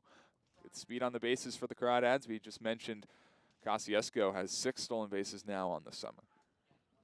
Calvillo leading off first has just the 2 as Camberg takes strike 1, but Calvillo always a threat. Sun starting to make its way down over the trees behind our backs as more and more of the infield continues to get shaded. 0-1, way outside to a knee to get it was Salmonera, and the count goes to 1-1. Temperature continues to drop. There's a chilly Bay Area breeze blowing out to center field. And overall, a nice evening. Yeah, it's perfect. 1-1 pitch home. Swing and a miss from Camberg, and it's 1-2. I think Aiden Camberg played against the Crawdads last year. I'm gonna search. Go digging. Ball and 2 strikes, nobody out, top of the 5th. Crawdads looking to extend their 3-1 lead. Here's the 1-2 pitch. It's a little bit low and dropped by the catcher Salmonera. The runner's able to advance, so the count will go to 2-2. I mean, I'm always right? You know, just looking back, your first broadcast of the year, I know for a fact that the CCL South games will not count towards the records as Calvillo is nearly picked off of first base. He's able to swim move like Javier Baez back into the bag. Crawford, the first baseman, thought he had him the whole way. But he's back in safely. Still a big lead off first base as he kind of shakes his hips back and forth. 2-2 pitch home to Camberg, grounded, foul down the first base line pretty sharply. And the count will stay 2-2. Did you find it? Yeah. Aiden Camberg hit cleanup for the West Coast Kings. That was a really solid West Coast Kings team. Raul Fabian hit 5th. He's a D1 guy. Jeff Cambra, former Crawdad intern, hit 9th. Tanner Griffith led off. 2-2, swing and a miss. Camberg goes chasing fastball up and out of the zone. That's the first out here of the 5th inning. And in that game, Aiden Camberg had a single, RBI single in the first inning. Tanner Griffith hit 2 home runs. Leadoff hitter ended up going to St. Mary's, little left-handed kid with power. Remember him? Who was it? Tanner Griffith. I do. Yeah, he was good. So here's Isaiah Walker. Checks the swing on a pitch that was called a strike regardless, and it's 0-1. If I'm not mistaken, he had a really solid year at St. Mary's. I remember him. I remember saying the name when St. Mary's came to Santa Barbara, as the 0-1 is grounded down the third base line, but a foul ball, and it's 0-2 on Walker. Yeah, 830 OPS and 70 at-bats as a true freshman. Yeah. Homer, 2 doubles, 10 play. steals. Now he's playing in the West Coast League. Saw him rob a home run this morning. No balls, 2 strikes, 1 out, runners on the corners. Throw over again to first base, and again diving safely is Calvillo. Casasco off third at a standstill, a walking lead. Calvillo off first. Taylor comes set on the mound. Here's the pitch home, fastball up and way out of the zone. A ball and 2 strikes. Walker, 1-for-2 on the day. Tripled back in the second. Picked up an RBI there. Grounded out to second and to third. Picked up an RBI there. RBI spot here is the 1-2 pitch. Misses outside. 2 balls and 2 strikes. Pretty good spot from Michael Taylor on the bump. Has gone up, now went up and away. Now can set up pretty much anything on the inside part of the zone, anything down. 2 balls, 2 strikes, 1 out. Taylor comes home. Fastball's popped up. Could be playable for Jordan Crawford. He's sprinting back nearly into the bullpen, but it'll land about 10 feet out of his reach. Count will stay 2-2. Crawford gave it a good run. The right fielder, Evan Bilter, gave it a good run as well, but landed right in between them. And to be honest, it's probably a good thing for the Legends that Crawford didn't make the play. I think if he had, Cole Casasco tags from third, scores easily. Now at least there's the chance for a shutdown inning. So everyone back to their spots. 2 balls and 2 strikes. We'll do it again. Taylor working from the stretch. Runners on the corners trying to escape the jam. Here's the 2-2 pitch. It's grounded shortstop way. Quinn's got it. He'll go to second for 1. Throw to first is not in time, and a run will score. So Crawdads lead 4-1 in the 5th. 3 RBI in 5 innings, 3 at-bats for Isaiah Walker. Hustles out of the box. Kind of knew as soon as that ball was hit, it would not be hit hard enough to turn a pair. Number 21, Jackson Bird. So here's Jackson Bird, who's 0 for 2. It was kind of tough for me to tell. Home plate umpire was standing directly in my line to first base, so couldn't see the umpire over there. Bird will take high ball 1. Camera angle that you're watching on YouTube is the same that we've got in person at the College of San Mateo, which is a beautiful facility, all turf field except for the mound, which is dirt. 1-0 to Bird, up high, ball 2. Bird 0 for 2, popped up on the infield in the second, lined out to left in the third, but he barreled it up, 95 miles an hour, just right at the left fielder, JP Avila. 2 balls and no strikes to Bird as he takes a little bit inside, so the count goes to 3-0. Velo starting to drop a little bit from Taylor. That the slowest of the fastballs we've seen from him today. Now, the command starting to falter a little bit too. Back to back to back to back. Deep counts. 3-0 to Bird. Fastball top of the zone, 89 miles an hour for a called strike 1. Pretty nicely located. Not much that Bird could have been able to do with that. He was kind of leaning backwards, trying to get out of the way of it. 3 balls and a strike. Here's the pitch. Up high, that's ball 4. So the second walk of the inning issued by Michael Taylor. Crawdads still a chance with 2 outs and 2 on for Nico DeFazio. Yeah, you'd love to add on. The Legends have done a pretty good job with getting base traffic on the bases. Have yet to really reap the benefits of it. But so a meeting on the mound between Ben Salmonera and Michael Taylor, just trying to calm him down, get him back in the strike zone after the 4-pitch walk. A run home already in the inning. Casasco started things with a walk of his own. Calvillo would single. Camberg would strike out. The 6-4 fielder's choice for Isaiah Walker. Then the Jackson Bird walk has runners on first and second, 2 outs. DeFazio, first pitch swinging, and he softly taps it into the Crawdad dugout down the third baseline. Crawdad's the visiting team, housed on the third base side of things with Menlo Park down the first baseline. No balls, a strike. Taylor set. Trying to get out of it, just giving up the 1 run as the 0-1 pitch, swing and a miss. Nasty, nasty slider down and outside. Pretty much in the left-handed batter's box. And DeFazio's down 0-2.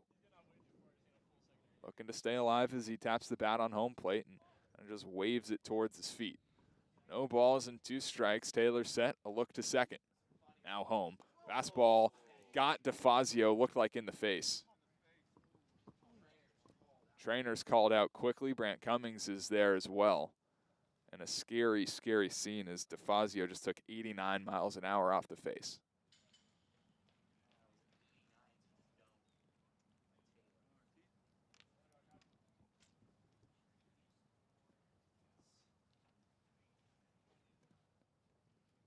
DeFazio kind of just being helped down the first baseline. Looks like going to be taken out of this game. Yeah, maybe some. Might have been like straight to the front of the face almost. It looks like there's some ice being placed on his chin. Maybe the nose, Yeah. teeth. Crawdads haven't sent anyone out to first base yet.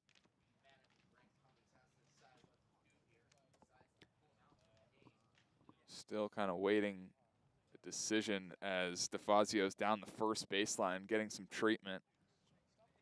Scary scene. Yeah. The good news about it is, you know, usually a ball up that high, you start worrying about concussion immediately. It doesn't look like that is going to be anywhere near the case. He was able to get up pretty immediately, obviously in pain still. Was a good thing was he was helped off his feet, but was really able to walk on his own.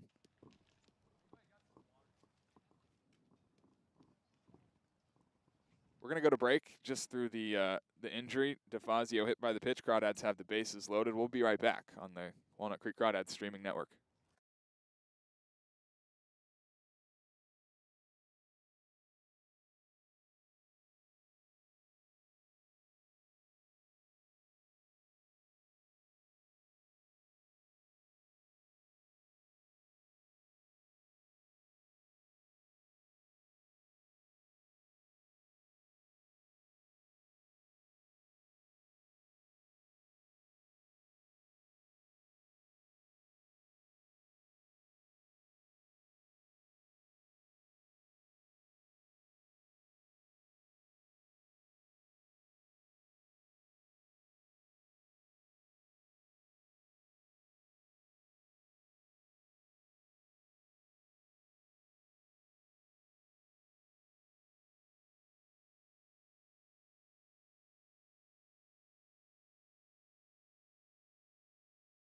So still top of the 5th inning. Crawdads have the bases loaded and 2 outs. Nico DeFazio going to come out of the game after getting hit by a fastball out of the hand of Michael Taylor, kind of in the face area. Ben Royo going to be the pinch runner. He'll take first base. Isaiah Walker on third, Bird on second, Royo on first, and Nikhil Beasley at the plate. Crawdads looking to keep this inning going and extend on their 4-1 lead. Already a run home here in the 5th inning. Beasley stands in. He's 0 for 1 with a strikeout looking in the 4th. Taylor comes home and a curveball misses down and below the zone. 1-0. Does feel like, you know, Beasley still only got that one knock on the summer, but it feels like when he comes up with the bases loaded, there's been a couple times that he's been hit by a pitch, taking a walk, working good at bat still with the bases loaded. 1-0 from the righty Taylor, and he connects with the top of the strike zone. 1-1 the count. Wind blowing now out to right field, kind of swirling here at the College of San Mateo. Ball and a strike, Taylor home. Fastball clanks off of Salmonera's glove, and it's 2-1. Pretty close. Could have been called a strike. But not catching it does not really ever going to do your pitcher any favors. 2-1. Taylor from the stretch. Popped up. Crawford going back into foul ground, kind of having to change gears. Still going with his back turned towards home plate. He's able to make the catch on the run. Inning is over. The Crawdads get the 1 run on 1 hit. They leave the bases loaded. We'll go to the home half of the 5th inning here on the Walnut Creek Crawdads streaming network.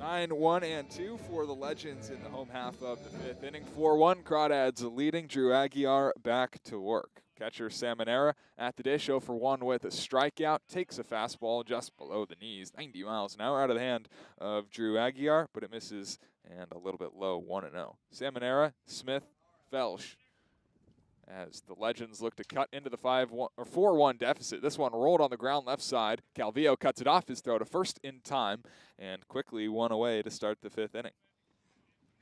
Nice play by Cam. Almost looked like Ben Royo was going to have some work on his first play of the game. I forget exactly whose law it is, but it feels like there's someone somewhere that has a law that as soon as you get into the game, the first ball hit is going to be right towards you. That's exactly what happens for Ben Royo.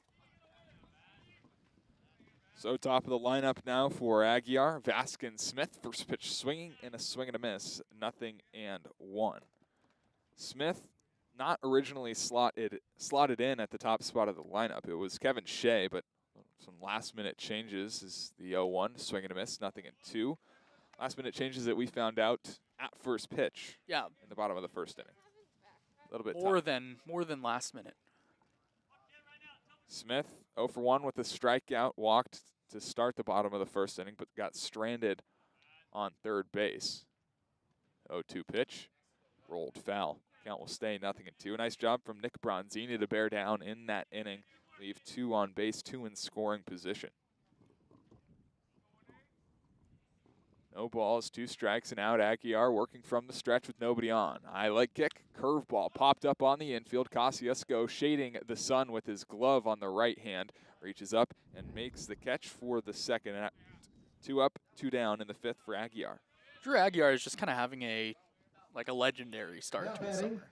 This is getting kind of insane at this point. It's 5 straight set down for Aguiar after entering this game. He'll have the number 2 man, Rowan Felsch, in the center fielder, who's 2 for 2. Has hit 2 balls pretty well through the right side of the infield. Both grounders off of Nick Bronzini. Swing and a miss here, and it's 0-1. So Aguiar continues to be a strike pumpa. P-U-P-A, pumpa. Yep, that's the way you spell it. Time is called behind home plate. I wish we had a name on these umpires because I want to give this home plate umpire a high five. Yeah, he's a pretty cool dude. Been a good zone. He's been fun. 4-1 the score, bottom of the 5th. Aguiar set. Here's the pitch. Swing and a miss down below the zone. Felsch went chasing, and it's 0-2. Both singles for Felsch through the right side at 95+ miles an hour off the bat. Scored a run back in the 3rd, the lone run for the Legends. Here's the 0-2 pitch, swing and a miss. Strike 3 swinging for Drew Aguiar. That's his 3rd K of the day. He's worked 2 perfect innings. We'll go to the 6th, 4-1. Crawdads leading here on the Crawdads Streaming Network.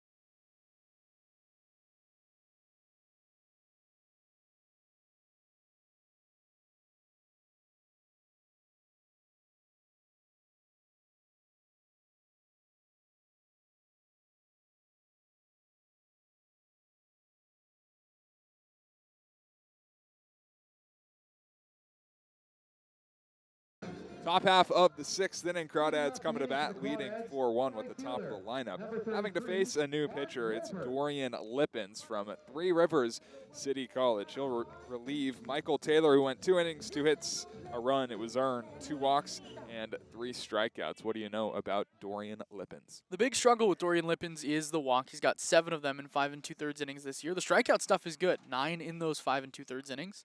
Wolbert takes a little bit low, but called a strike, so nothing in 1. Good stuff. Good strikeouts. High walks.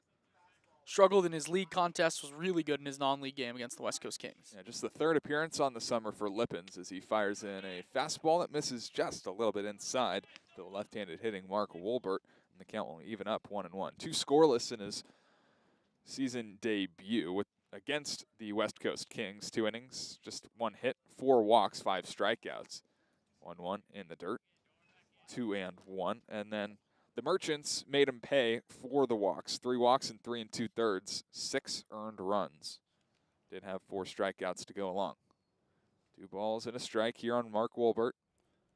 Working primarily out of the stretch as the 2-1 is flared the other way and out of play, so the count will even 2-2. And this has been a really, really, really, really good Legends pitching staff in league play. Overall, you look at their numbers, just a 4.88, or excuse me, on the season for the Legends, a 3.40 ERA in league play.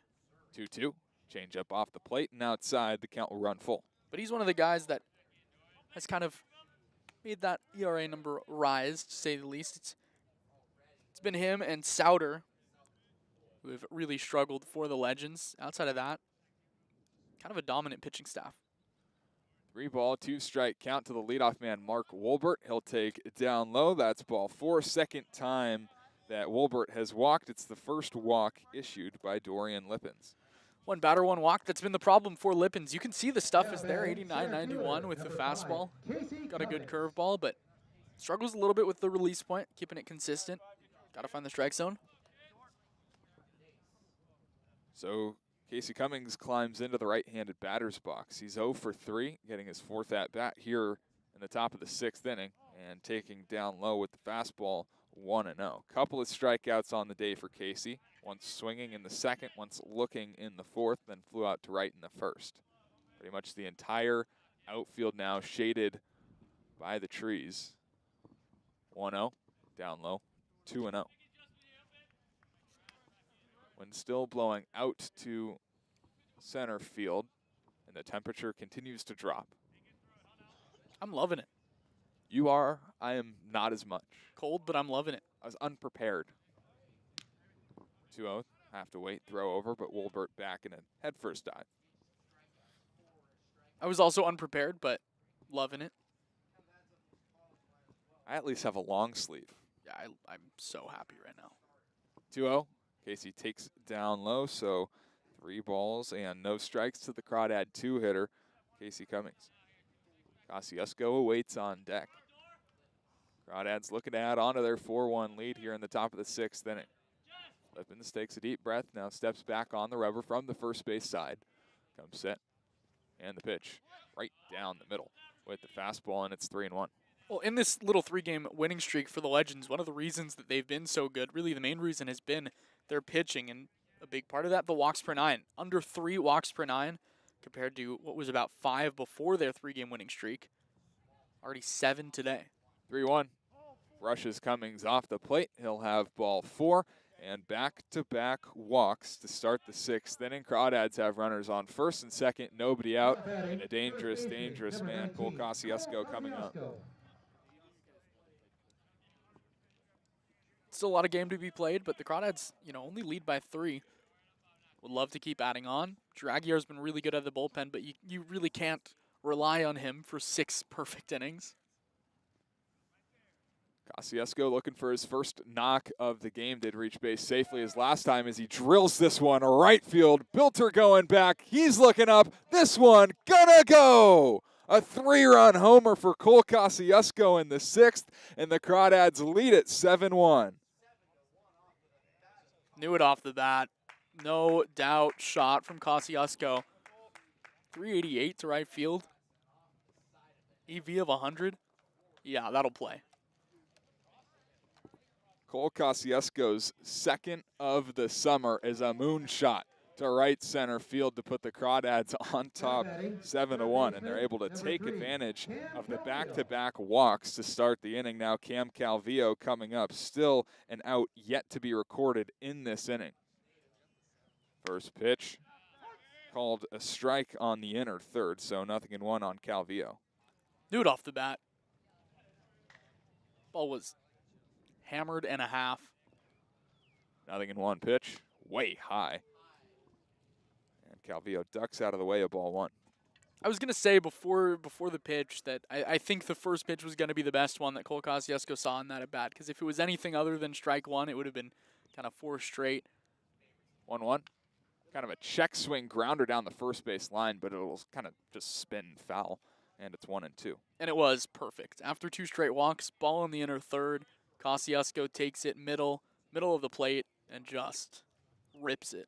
Casasco has swung at the first pitch in all 4 of his at-bats so far today, and able to really take advantage here in the 6th. 1-2 on Cam Calvillo, swing and a miss. First time this year. Yeah. First strikeout on the year for Cameron Calvillo through 33 at-bats. It's kind of unbelievable. That's a pretty good run. So now Aiden Camberg with 1 out in the inning. First pitch called a strike on the outer corner. Camberg's kind of become a guy that who's at bats you're excited to watch. You're excited to see what he can do when he's at the plate. Same with the other Gaucho on this roster. 0-1 in the dirt, in the turf, and it's 1-1. Continues to impress. Yeah. Cole Casasco does. Dazzle, impress, shine. He's cooking. 1-1. Nearly got him. And it's 2-1. 92. Camberg just bailing out of the box there. I don't blame him. Wouldn't want to get hit with that. 2 balls, a strike, 1 out. 2-1 pitch. Fastball at 90 miles an hour. Catches the corner. That'll even the count. 2 balls, 2 strikes. So Crawdads, 3 runs in the 6th inning, thanks to the 3-run homer from Cole Casasco. The ball to the backstop had an exit velocity reading on it. 2-2. Outside, what was it? It was 84, and that tells you that there was still something coming back after it hit the backstop. That's pretty impressive. Yeah. I never really thought of that. Like, how hard does it ricochet off the wall? Now we know. 3 balls, 2 strikes, and out. Lippin set. Here's the payoff pitch. Down low, that's ball 4. Second time that Camberg has walked. He's on first with 1 away, and Isaiah Walker coming up. 3 walks now in the inning. Not what you want to see from Lippins.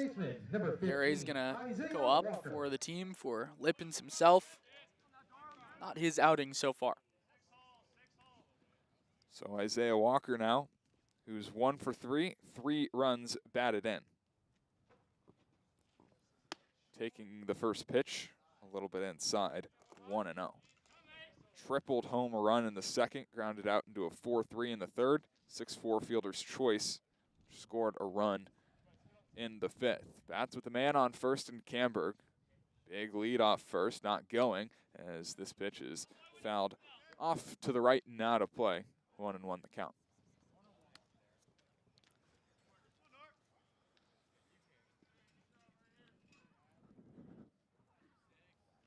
Left side of the diamond shaded from the sun, as well as pretty much the entirety of the outfield. Kind of one strip of light at first base and into right field. That's about it. Going to be a cold night in San Mateo as the 1-1 gets away, and taken off for second is Camberg on the wild pitch. It's kind of uncompetitive right now from Dorian Lippins. No action. Now it looks like there's going to be some guys getting loose in the Legend bullpen. 2 balls, a strike on Isaiah Walker, looking to cash in with a man in scoring position. Lippens comes set, holds his hands across from his chest, and comes home with the 2-1. A good, healthy cut. As our crowd mic fell. Ouch back. It's 2-2. Let me see. I can't fix it now. No. I'll fix it later. But Yeah. now the crowd mic just facing straight down into the dirt. 2 balls, 2 strikes, 1 out, top of the 6th inning. Crawdads still threatening a man on second. Lippens a couple of looks back towards Camberg at second. Now he'll come home. This one hit off the end of the bat towards the first baseman, Crawford. He's got it, takes it to first himself, and there's 2 gone in the 6th. But moving up 90 feet is Camberg into third. 90 in, 47 out. Just kind of in on the hands. Good movement back towards the Number 21. arm side of the righty Lippens. So now Jackson Bird 0 for 2 with a walk in the 5th. That Jay Bird. Time for Jay Bird to do some damage. The numbers would indicate he's had a slow start, but has really been able to put the ball in play with some exit velo in his last few games as he takes down low ball 1 here. Bird, the 7th man to bat for the Dads in this inning, started with a pair of walks, then a 3-run homer for Cole Casasco.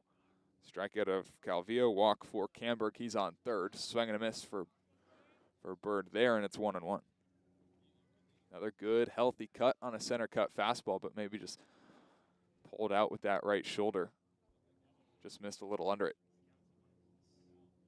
Ball and a strike from the stretch. Lippens fires, and a slider misses down and low. An appeal down to third, but no go, says the third base umpire, who goes unnamed.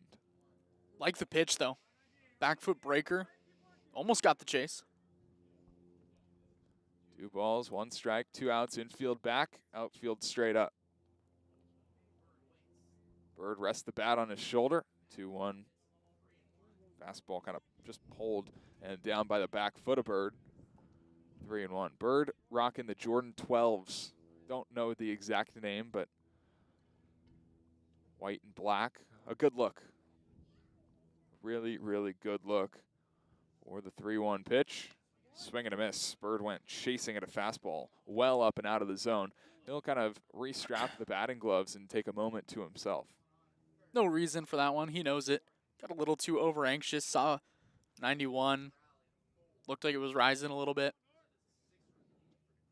Camberg walking lead off third. Here's the 3-2 pitch. Swing and a miss. Hardest pitch of the day for Dorian Lippens is a 93-mile-an-hour fastball that strikes out Jackson Bird. But the damage, it's been done. A 3-run homer for Cole Casasco, his 2nd of the summer, and the Crawdads lead 7-1 as we go to the bottom of the 6th inning. Here on the Walnut Creek Crawdads streaming network.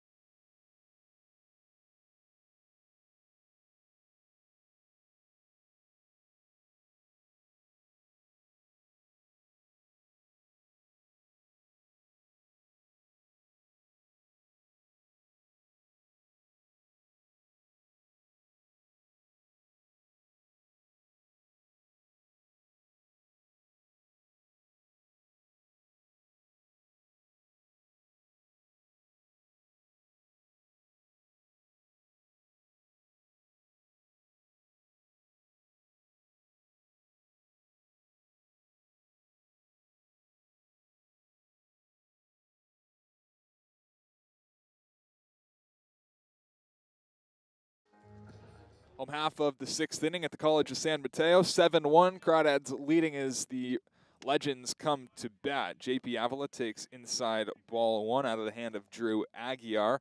6 up, 6 down to start the day for Drew. He's been really good.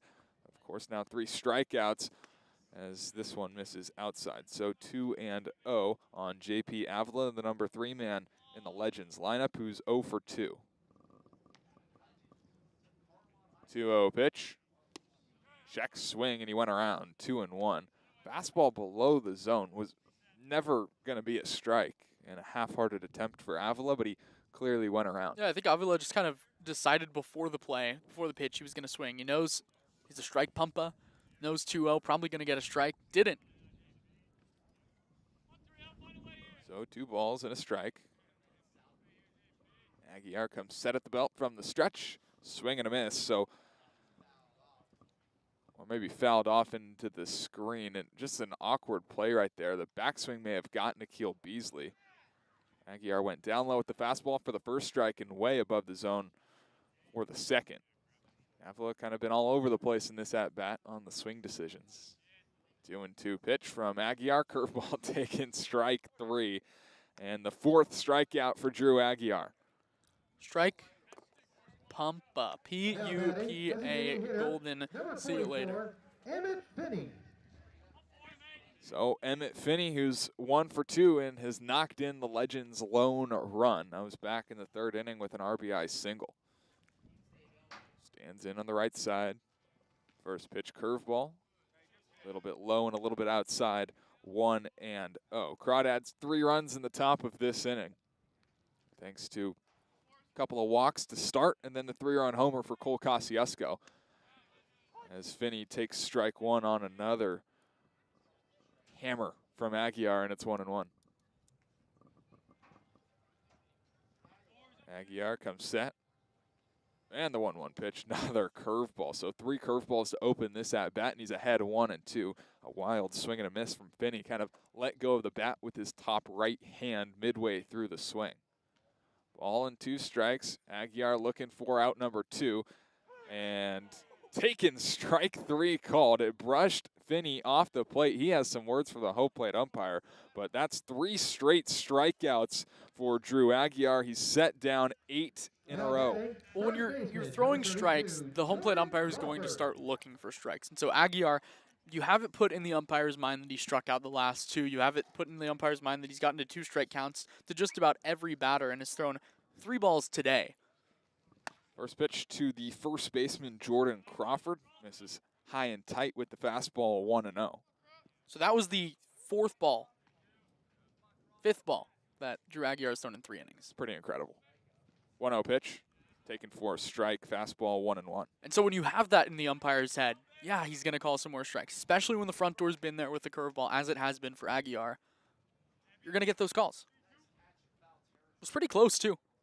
1-1 from Aguiar. Fastball, swing and a miss, and he's ahead 1-2. Crawford 0 for 2, a strikeout victim back in the 3rd inning. 1 ball, 2 strikes, 2 outs. Aguiar looking to go 9 up, 9 down to start his day. Here's the 1-2 pitch. He kicks and fires. This one's flipped foul the other way. Count will stay 1-2. 7-1, Crawdads leading in the home half of the 6th inning, looking to win their 4th consecutive CCL League game, 5th consecutive overall. Of course, the game yesterday against the South Bay Storm will not count towards the CCL standings. 1 ball and 2 strikes. Crawford awaits. Here's the pitch. Big curveball taken for strike 3. Drew Aguiar strikes out the side in the 6th. He sets 9 straight down to start his day. We'll go to the 7th inning. 7-1, Crawdads lead on the Walnut Creek Crawdads streaming network.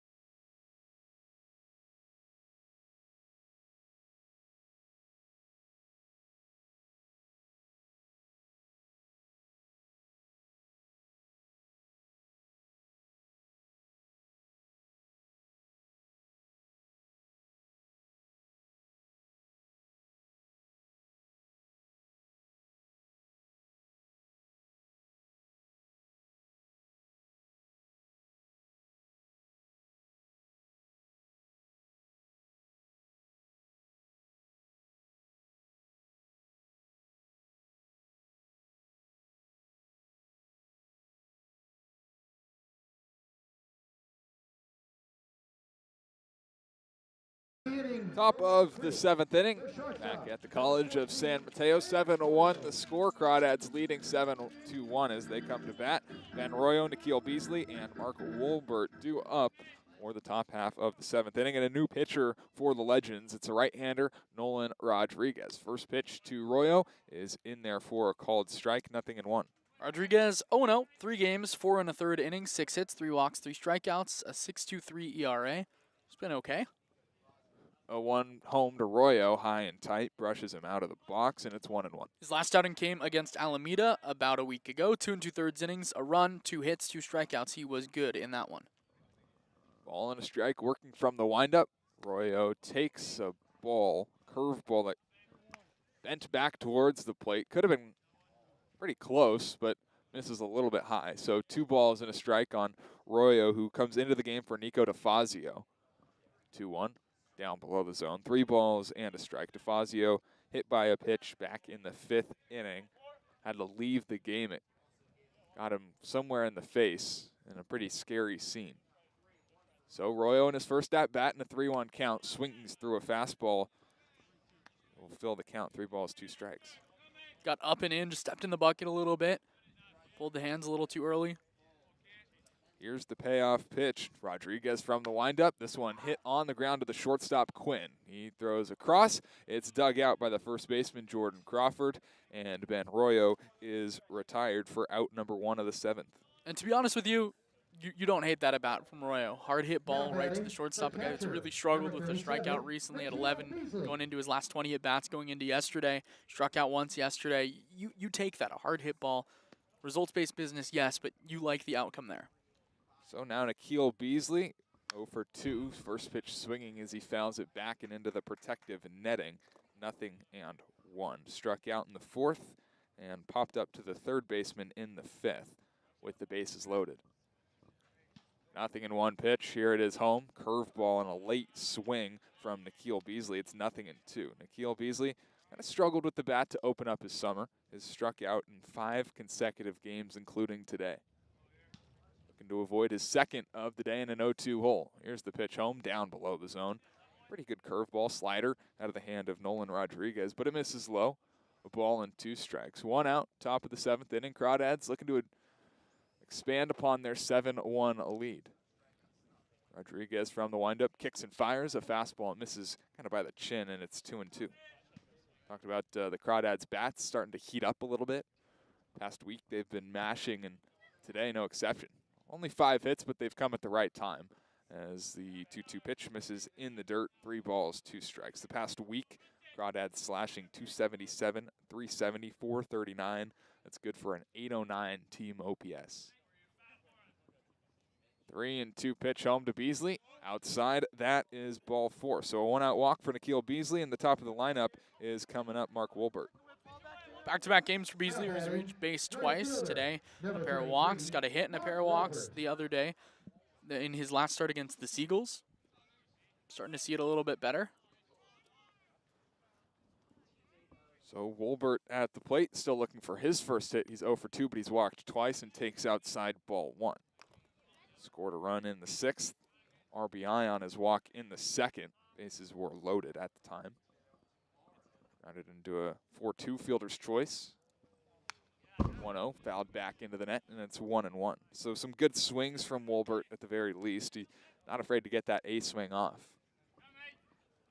Every at bat competitive, unless the pitcher decides otherwise. Throws him 4 straight balls. Ball and a strike. Curveball looped foul the other way. And Wolbert's down in the count, a ball and 2 strikes. 16 doubles coming into today for the Crawdads in the past week. On the other end, the Legends have 14 doubles on the season as a throw over. But back diving is Nikhil Beasley, and only 17 extra base hits. 1 ball, 2 strikes, and an out. Here in the top of the 7th, Rodriguez home, misses high, 2-2. And we were talking about some struggles offensively for the Crawdads. How it might need to be the pitching that would carry them through the season, and pitching has stayed rock solid, and the offense has really started to pick up. That's been a big factor of this winning streak that we've seen as Wolbert chases a fastball up and out of the zone. He strikes out, swinging for the second out of the 7th. He knew it as soon as the ball got past him, kind of tapped his head, took a big circle around in front of home plate, went chasing on a ball he shouldn't have chased, and like I said, he knew it. It's the 8th strikeout for legend pitching here tonight, and Casey Cummings, who's 2 of those strikeouts, is at the dish now. First pitch swinging, kind of just taps this foul into the Crawdad dugout. Nice play by Jackson Bird to barehand it over the railing. Jay Bird. Yeah, Jay Bird. Jay Bird. So 0-1 on Casey Cummings. 0 for 3 with a walk and a run scored. Righty on righty matchup. The 1 pitch is a big curveball that loops in, and Casey Cummings is down in the count. No balls, 2 strikes. Readjusts, taps the bat to home plate. Rodriguez takes a deep breath and comes home. The 0-2 pitch skied right side. Crawford gives it a look. It's the right fielder moving over. He dives but won't get it. It's Rowan Felsch, the right fielder. Would have been a pretty spectacular play over there. I mean, he made it closer than I thought he would have. I kind of looked down to readjust my scorebook, and then all of a sudden I look up and he's less than 5 feet away from the ball. So no balls and 2 strikes again. Here it comes from Rodriguez. Fastball, swing and a miss, top of the zone. Casey Cummings goes down for the 3rd time today, and Rodriguez is able to work around the 1-out walk. We'll stretch at the College of San Mateo and be right back. 7-1, Crawdads leading on the Walnut Creek Crawdads streaming network.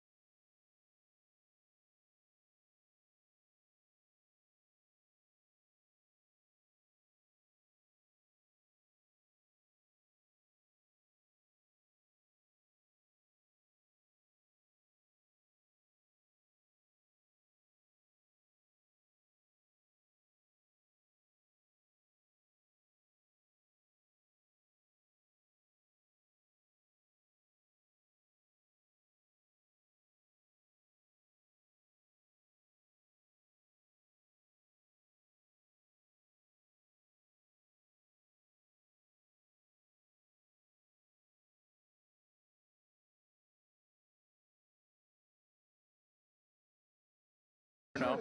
6, 7, and 8 for the Legends in the home half of the 7th. 7-1. Crawdads leading over the Menlo Park Legends. Josh Quinn, Kevin Shea, and Cannon Treese due up and still facing Drew Aguiar, who's faced 9 batters, retired all 9 and struck out 6 of them. First pitch to the shortstop Quinn, swing and a miss, and it's 0-1. Aguiar's thrown, what, 5 balls through 3 innings? Yeah. I don't have the exact number because, sorry, but I think it's less than 25 total pitches. 0-1.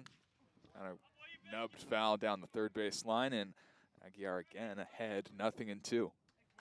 Struck out the side in the 6th, 2 strikeouts in the 4th, only had 1 in the 5th. No balls and 2 strikes. He's ahead of Josh Quinn, who struck out. He was the first batter that Aguiar faced after entering the ballgame. 0-2 pitch. Big curveball line right at Cam Calvillo. And 10 up, 10 down for Drew Aguiar. I believe that was pitch number 33. Through 3 1/3 innings with 6 strikeouts. Now batting, second That's baseman, number unbelievable. 15, Strike. Kevin Shea. Pump up. 1-2 ball count. And he still struck the guy out. So Kevin Shea. Shea 0 for 2. First pitch from Aguiar misses high, fastball, and it's 1-0. Ball number 6. It's not bad. I mean, this is unbelievable stuff that we're witnessing at the College of San Mateo. Where were you? Where were you moment as the 1-0 is fouled back into the net, 1-1? Because I was there. I was with my own eyes. I saw it. Yeah. Ball and a strike, 1 out, home half of the 7th. Aguiar set. Rocks on the mound, now kicks and fires. This one lined, but Walker's got it on a hop, backs up on it, throw to first in time. A nice play from Isaiah Walker. Fields the 1-hop liner perfectly, and there's 2 gone in the inning. Atom ball, 92, right to the chest of Isaiah Walker, who drifted back to get it on a hop. For Menlo, pinch hitting for Cannon Trees, number 3, Cody Watanabe. So Cody Watanabe into pinch hit for Cannon Treese. He takes high, ball 1. Feel bad for Cody Watanabe. Gets his first at bat, has to face Drew Aguiar.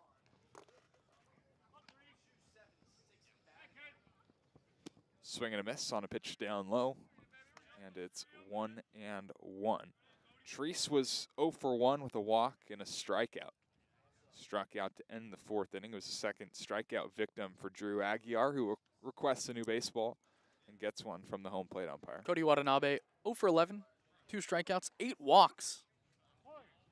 421 OPS, all of that coming from his OBP. 1-1. Taken for a strike, and Aguiar ahead again, 1-2. Stop me if you heard that before. Stop. Because I've heard it before. Ball and 2 strikes. Here's the pitch home. Swing and a miss. 7 strikeouts for Drew Aguiar and 4 perfect innings of relief. We'll go to the 8th. Crawdads leading 7-1 on the Walnut Creek Crawdads streaming network.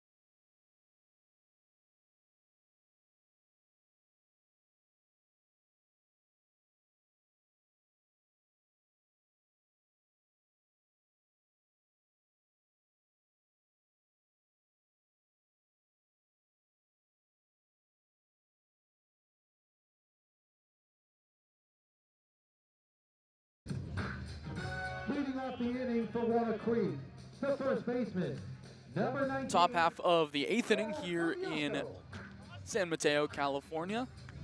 Whole bunch of changes, whole bunch of marks on my book. Evan Bilter in left, Hayden Jung Goldberg in center, Rowan Felsch in right field. There's a new pitcher on the mound. It's Robbie Sauter. First pitch to Cole Casasco is swung on and missed, 0-1. Cody Watanabe stays in the game. He's at third base. Dom Avila moves to first base. And the new pitcher, Robbie Sauter, works from the windup and the left side, 0-1. Off the outside, 1-1. So the final line for Nolan Rodriguez, an inning, no hits, no runs, a walk, 2 strikeouts. He was good. Robbie Sauter has struggled this summer. The 1-1 to Casasco, who homered in his last at-bat. Misses down and away, 2-1. Give me the numbers on Robbie Sauter. This his 5th game, an ERA of 18 in 3 innings pitched, 5 strikeouts, 8 walks. 2 balls and a strike. Casasco watches the slider to the backstop again. Cam Calvillo's getting his cardio in.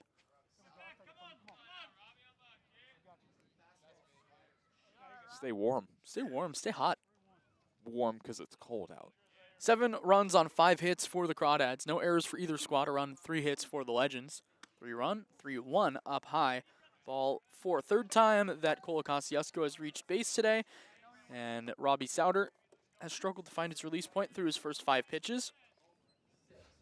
Yeah, stuff looks pretty solid. It's kind of funky. Weird arm angle from the left side. First lefty that the Crawdads have faced, despite the 5th pitcher. But yeah, command, little, well, not great.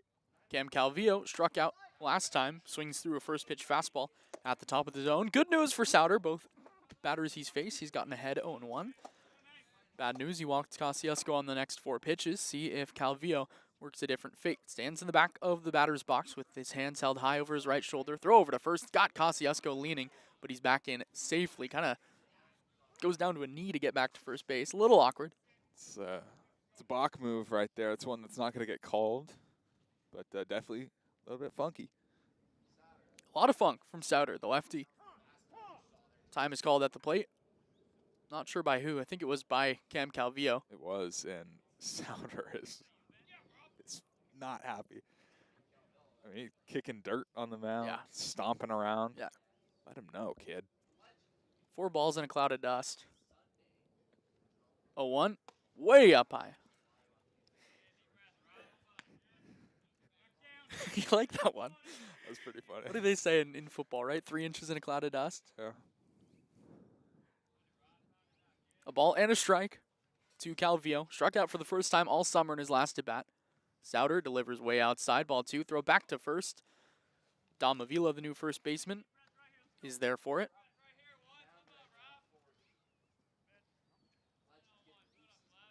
Two balls and a strike. 7-1 Crawdad lead. 2-1. Fly to the right side. Foul. 2-2. Drew Aguiar's been, okay. Just fine. Just fine. Yeah. 4 strikeouts, no hits, no walks, 7 strikeouts. 4 innings. Did I say 4 strikeouts? Yeah. 4 innings, 7 strikeouts. No walks, no base runners. 2-2. Calvillo takes down by the shoe tops, 3-2. I know we toss around the word generational a lot. Generational outing. This is actually a generational outing from Drew Aguiar. I mean, It's a Sean Fitzpatrick outing from Yeah. Drew Aguiar. unbelievable stuff. 3-2. Swing and a miss. Back-to-back ABs where Calvillo strikes out after not doing so for the first 33 of his summer. First out of the 8th. Now batting. And just chasing a fastball, maybe pressing a little bit, looking for that first hit of the day. Or, sorry, he singled back in the 5th, but looking to just do some damage and keep this inning going a little bit. Here's Aiden Camberg, lefty on lefty. Camberg watches the first pitch run inside, 1-0. Sauter, you can see the stuff is good. Got some zip on the fastball. Slider breaks a lot. 1-0. Casasco goes. He will have second pretty easily. Ahead of the throw, got a good jump as the pitch was called strike 1. Yeah, Casasco might not be the fastest guy on the planet, but got some good wheels. He gets great jumps. And that's where I kind of, see the similarities between him and Joey Donnelly. Just smart baseball players that do the right thing on the base paths. Goes again. Pitch is off the outside. No, called a strike. Throw down to third. Not in time. Strike two. Casasco into third with the steal. His third stolen base of the day. It's not the first time this year that he's stolen 3 bags either. Back to the last game against Arroyo Seco. Yeah. A ball, 2 strikes, 1 out. He's just not afraid of it. Love that. To the lefty Camberg. 1-2. Down and away, gets past the catcher. Here comes Cole for the plate. He will score. Do it with your legs. Cole Casasco, 8-1 Crawdad lead. I mean, talk about runs created is a stat. Yeah. He's creating. He just created a whole run on the bases right there. Had he not been going, he'd be standing on second right now. Still in scoring position, but good jumps, good wheels. Allows it to make it a 7-run game. 2 balls, 2 strikes, and an out. Now base is empty. The 2-2. Down and away with a slider, 3-2. Cole Casasco now 7 steals in league play this year. Twice has stolen 3 bases in a game. The 3-2. Down and away. Ball 4. Walk, strikeout, walk. Stolen base run. Sorry, go ahead. I was just going to say Aiden Camberg likes to walk. Maybe he doesn't. But I think he hates it. He's really good at it. He looks disgusted every single time he draws ball 4 and just the bat toss back to the dugout. Crawdads will take it. Here's Isaiah Walker, who drove in 3 big runs early on as Camberg dives back in head first on the pickoff move. Walker tripled back in the second inning to drive home the Crawdads' first run. Then in the third, drove home their 3rd run. Another throw over to first. This one gets all the way to the Legends bullpen as taking second now, heading for third is Camberg. He could score on this play if he wanted to, but he's going to pull it up at third as the throw comes into the catcher, Seminara. E1.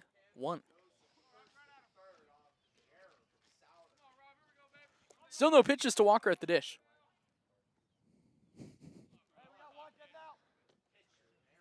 Sail back. Yeah, that's tough. Runner on third, 1 out. Walker at the dish. The lefty Souter to the plate. Way up high, ball 1. And I got to say I relate to the feeling that Souter feels on the mound right now, and you just kind of can't throw a strike. Maybe got bailed out by Cam Calvillo, who went chasing ball 4. 1 out. And you're trying to get the guy on the bases because, quite frankly, you don't want to throw the ball to the plate. I've been there. I think probably every pitcher has been there, and fortunately couldn't throw a strike to first either. 2-0. Call the strike on the outside, 2-1. Maybe a little gimme strike from the home plate umpire.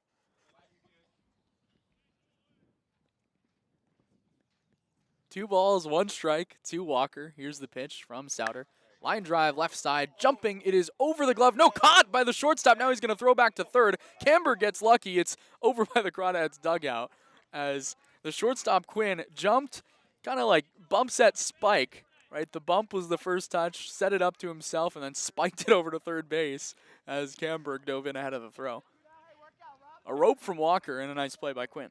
Yeah, Camberg, like you said, got bailed out a bit because he was almost halfway down the third base line when the shortstop Quinn caught it. Lucky that the throw sailed a little bit high. Here's Jackson Bird. 0 for 3 with a walk today. Watches the first pitch, a slider at the knees on the outside, 0-1. 8-1 Crawdads lead here in the 8th, looking to extend to a season-long 5-game win streak. Souter steps off.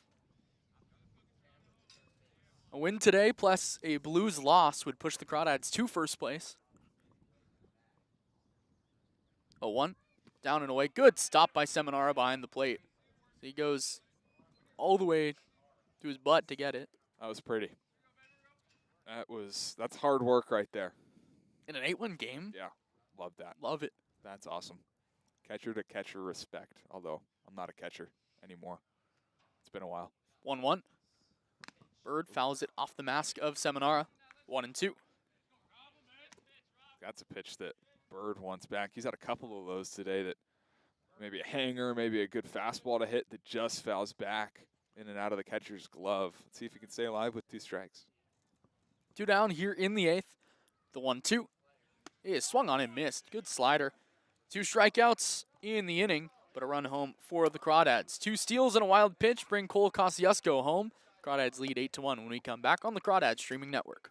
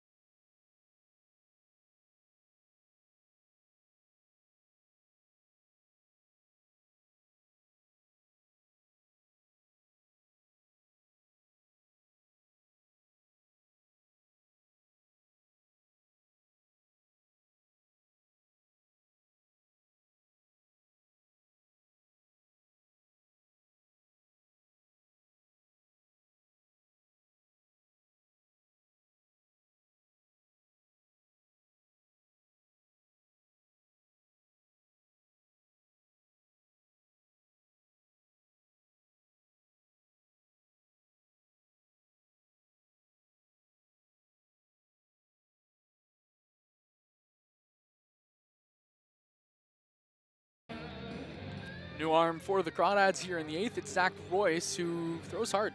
Throws baseballs hard, throws strikes, gets outs. Give me some more. Third appearance on the year for him. He started one that was in Orange County. Second appearance out of the bullpen.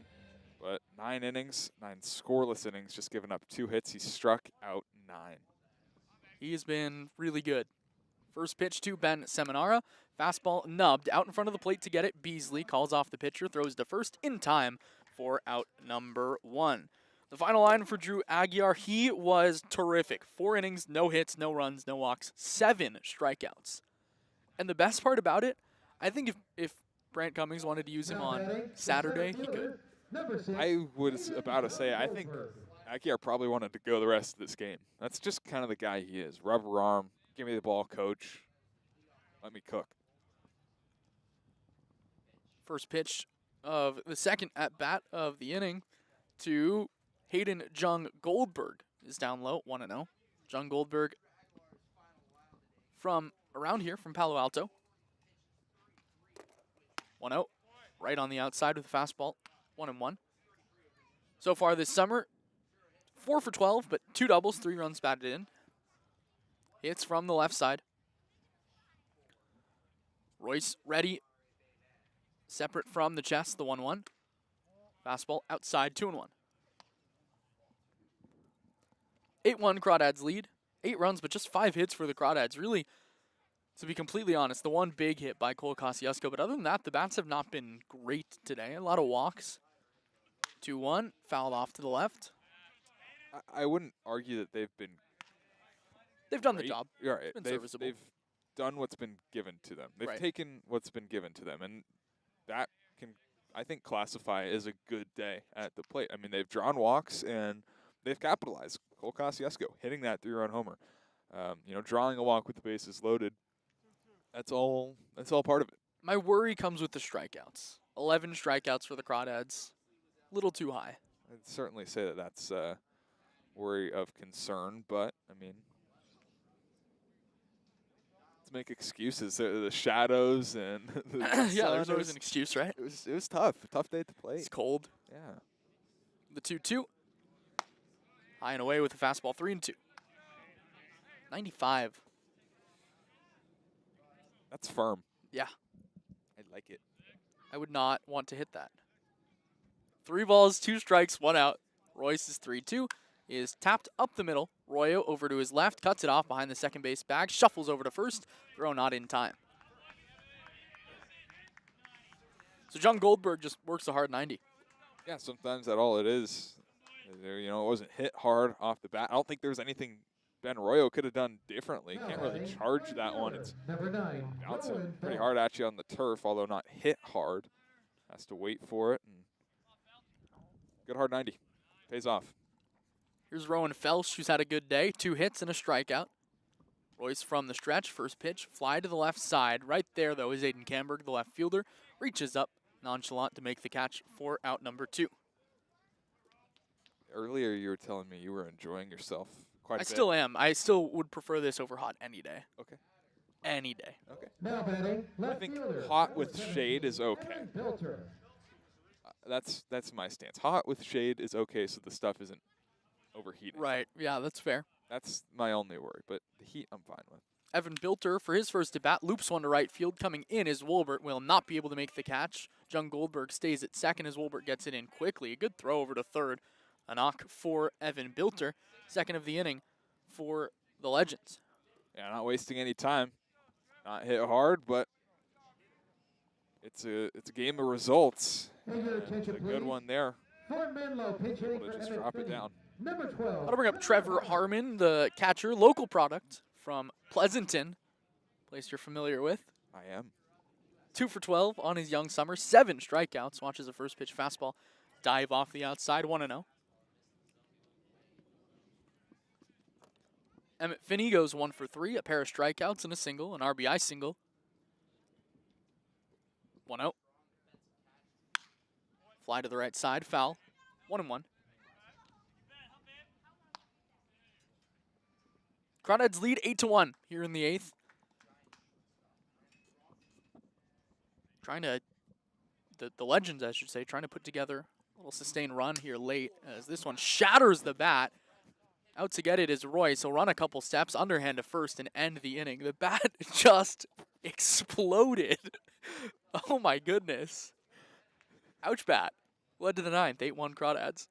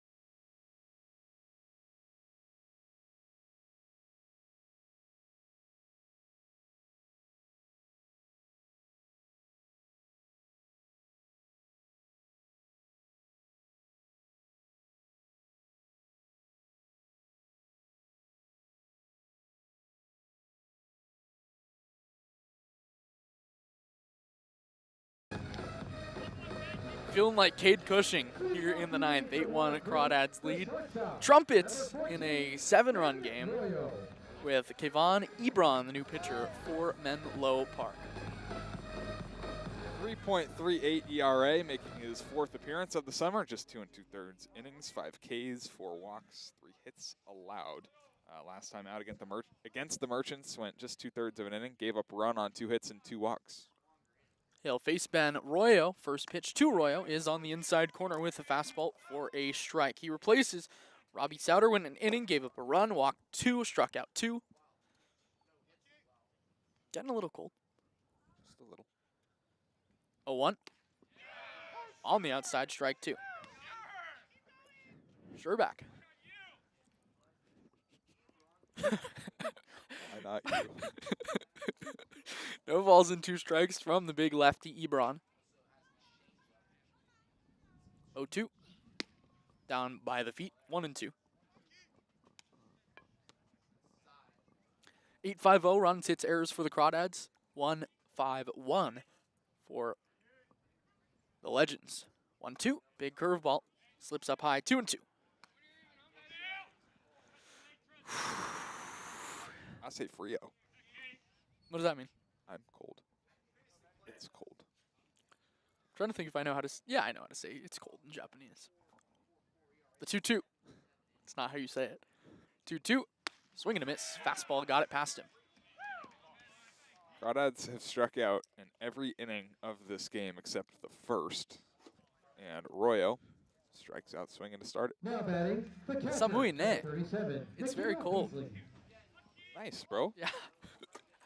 Here's Nikhil Beasley. What other languages can we say it's cold in? It's cold. I've got English and I've got Spanish. Here's Nikhil Beasley. 2 walks, a strikeout, and a pop-out today. First pitch. Up and away, ball 1.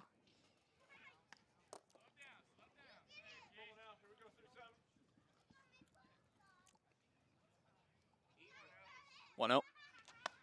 Same spot, 2-0. I'll say Frio. Just think about how nice and warm it'll be when we get back to San Jose. I don't know if it's gonna be. It was not warm today. 2-0. Down low, 3-0. Owie. I'll say Frio. But this over hot any day. Yeah, 100%. You know, the thing is, it's not that bad. I'm wearing a super. I think if we were somewhat prepared, like Yeah. I think if we had even a light jacket Yeah. and pants. Like this is pretty much a t-shirt. It's super Right. light. Like, this is Glen Tech right here. 3-0. Called a strike at the top of the zone, 3-1. Yeah, it's and it's gonna be like this, I believe, again tomorrow, because San Bruno usually gets some of that. Does wind, get pretty right? cold. The couple games that we've played there have not been warm. 3-1. Right down the middle with a fastball, 3-2. I'm excited for the Seagulls game. Seagulls have been competitive. It's a good squad over in San Bruno, and fun place to play. That was funny. That was a good joke. It's loud. It Loud is. back. We might have to move the broadcast tomorrow. We will. Should we move it into the middle of the dugout? Innovation that excites. The 3-2. Strike 3 called at the knees. Back-to-back punches for Ebron. It's right down the middle. Now Way to batting, battle back left fielder, for Ebron. number 33, Mark Wolbert. Here's Mark Wolbert looking for his first knock of conference play as a Crawdad. Has scored twice today, or scored once, driven in a run on an RBI walk. Also took a walk, came home to score on the Cole Casasco homer. 8-1 Crawdads lead, just 5 hits for both squads. First pitch, curveball, down and away, 1-0.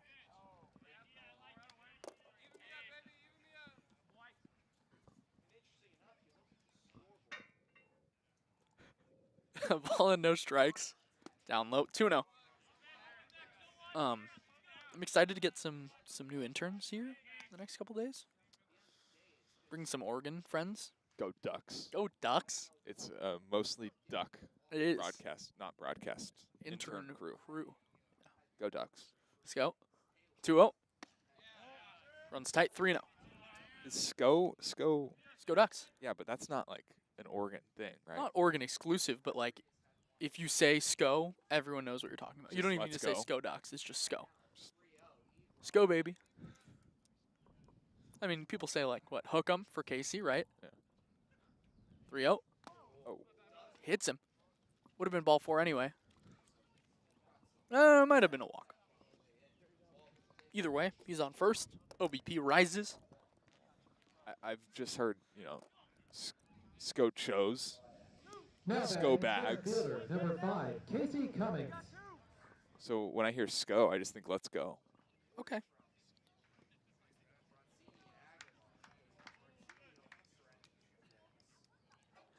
Over the since the 6th inning, there have been 18 men to the plate. As the first pitch to Casey Cummings is just a little low. 19 actually now. 16 of them have been one of the 3 true outcomes. Really? Walk, strikeout, home run. The only ones that haven't, Isaiah Walker ground out, Ben Royo ground out, and Isaiah Walker line out. That's a pretty interesting, you know, thing right there. That is fielding independent pitching right there. Yeah. FIP numbers are off the charts for the last couple innings. A ball, a strike, 2 outs. Crawdads lead 8-1. Righty Cummings at the plate. Big curveball. Low, 2-1. I want to see Cole Casasco hit again. Who doesn't? Probably Kevon Ebron. Throw over to first, not nearly in time. So Dads will be back in action tomorrow at 6:05 at San Bruno Park. Stay tuned here for the post-game show. After the game today, making Ammar and Dylan sit out in the cold as we, I don't know, we'll do our thing. 2-1. Fouled off. No. Seminara behind the plate. He is wincing. Yeah, it's got him on the forearm, maybe closer to the hand. Either way, it's cold. Those usually hurt. Those hurt, I don't know, 40 times more in the cold as he waves out the trainers. Wow. He's been fun to watch. He's done a good job back there. Be legendary. This guy's a goat. That's my goat. 2 balls, 2 strikes, 2 outs. Casey Cummings has struck out 3 times today, looking to avoid the sombrero. Ebron, the lefty, sets just above the belt, and the 2-2. Swung on and missed. Casey Cummings got a little bit of a smirk on his face as the Crawdads are up 8-1. Ebron celebrates. But to the bottom of the 9th, Dads will try to close it out for 5 straight.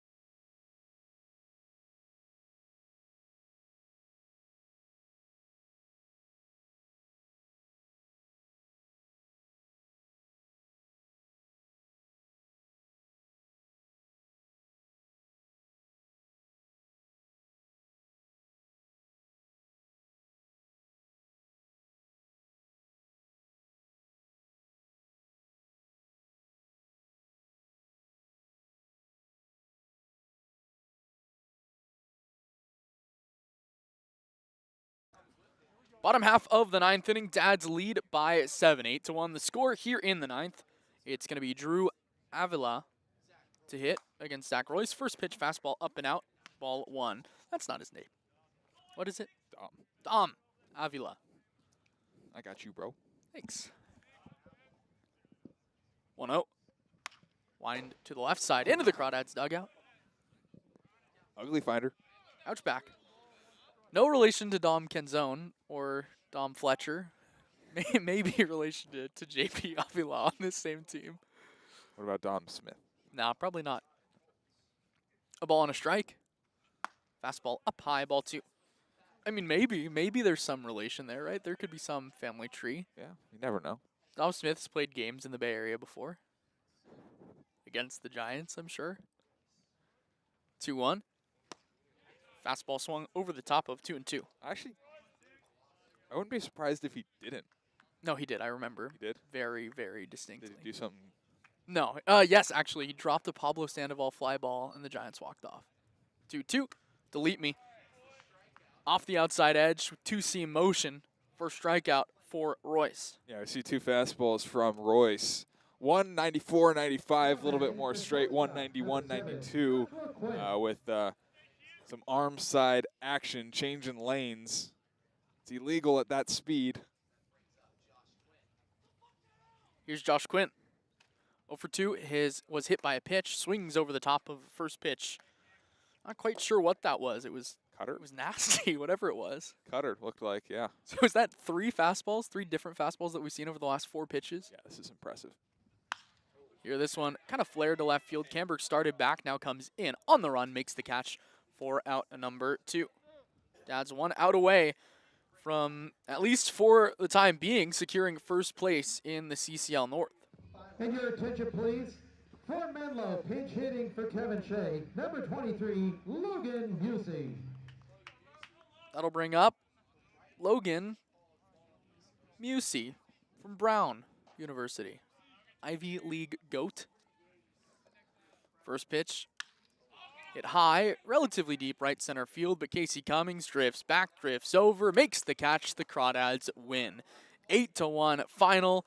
8 runs, 5 hits, no errors for Walnut Creek. 1 run, 5 hits, 1 error for the Legends. Carson, final thoughts on today's Crawdads victory. Hey, did what they needed to do. Took care of business on the road against a good team in the CCL North. The pitching was great. Drew Aguiar, awesome. Cole Casasco, stay hot, kid. Another homer for him, up to 2 on the year. He's awesome. He's a lot of fun to watch. Really like Mark Wolbert's at-bats at the top of the lineup. No, he didn't have a hit today. Yes, he struck out, but walked twice, took some close pitches, and gets his A-swing off and does it a lot. Hoping for the best for Nico DeFazio. Took that pitch off the face in the 5th inning. That's kind of all I got. Kind of a lot of strikeouts for the Crawdads bats today, but put up 8 runs, you're going to win a lot of games. Dads win. Dads improved to 6-4 in conference play. That's a good start considering that the team was just 2-4 just 4 games ago. Drew Aguiar was tremendous.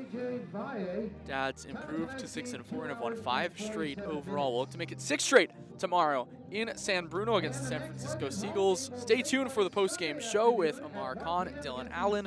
For now, for Carson Mercier, my name is Austin Oda, the shortest post-game we've had in a while, and I love it. We'll see you tomorrow night.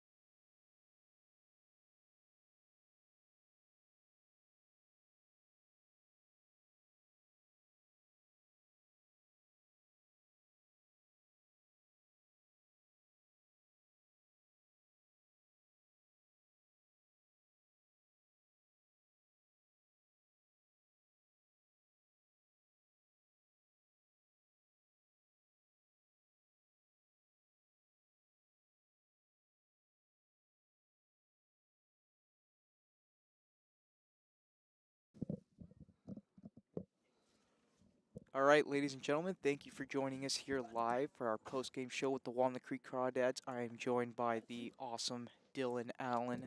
Dylan, what a game. What a game indeed, Ammar. The Crawdads came out hot and they came out strong. That moves them to a 5-game win streak. What a game. Final of, what did we have, Ammar? 8-1, the final? 8-1, final score 8-1. Extend that win streak, and most importantly, you get first in that first in that conference, especially if Slow ends up losing today. Yeah. So this is a huge win. They walk out with that momentum. But you know what's funny is that watching that game, the biggest thing that stuck out to me is it started off again in that second inning, just like it did last week. You see, I mean, we talked about this in the pregame show. It's really these fast starts for the Crawdads. And you know what's even more surprising too? You know, you mentioned they scored 8. They got 5 hits the whole game. They were aggressive offensively. They were stealing bases, especially in that 8th inning. They were really going for those bases. It just seemed like no matter what they did, you know, the defense had no answer for them. Yeah, I mean, this is a huge win. They come out here on the road against the Legends, and to push it to 5 games. I mean, they were clicking on all cylinders: offense, pitching, defense. Their guys were rolling. Bronzini started them off strong. He went 3 innings of work, 1 earned run, 4 Ks, and then he was relieved by Drew Aguilar. Yeah, Drew Aguilar, yeah. Drew Aguilar, who went 4 innings of work with 7 Ks and no earned runs. I mean, he was dominating out there.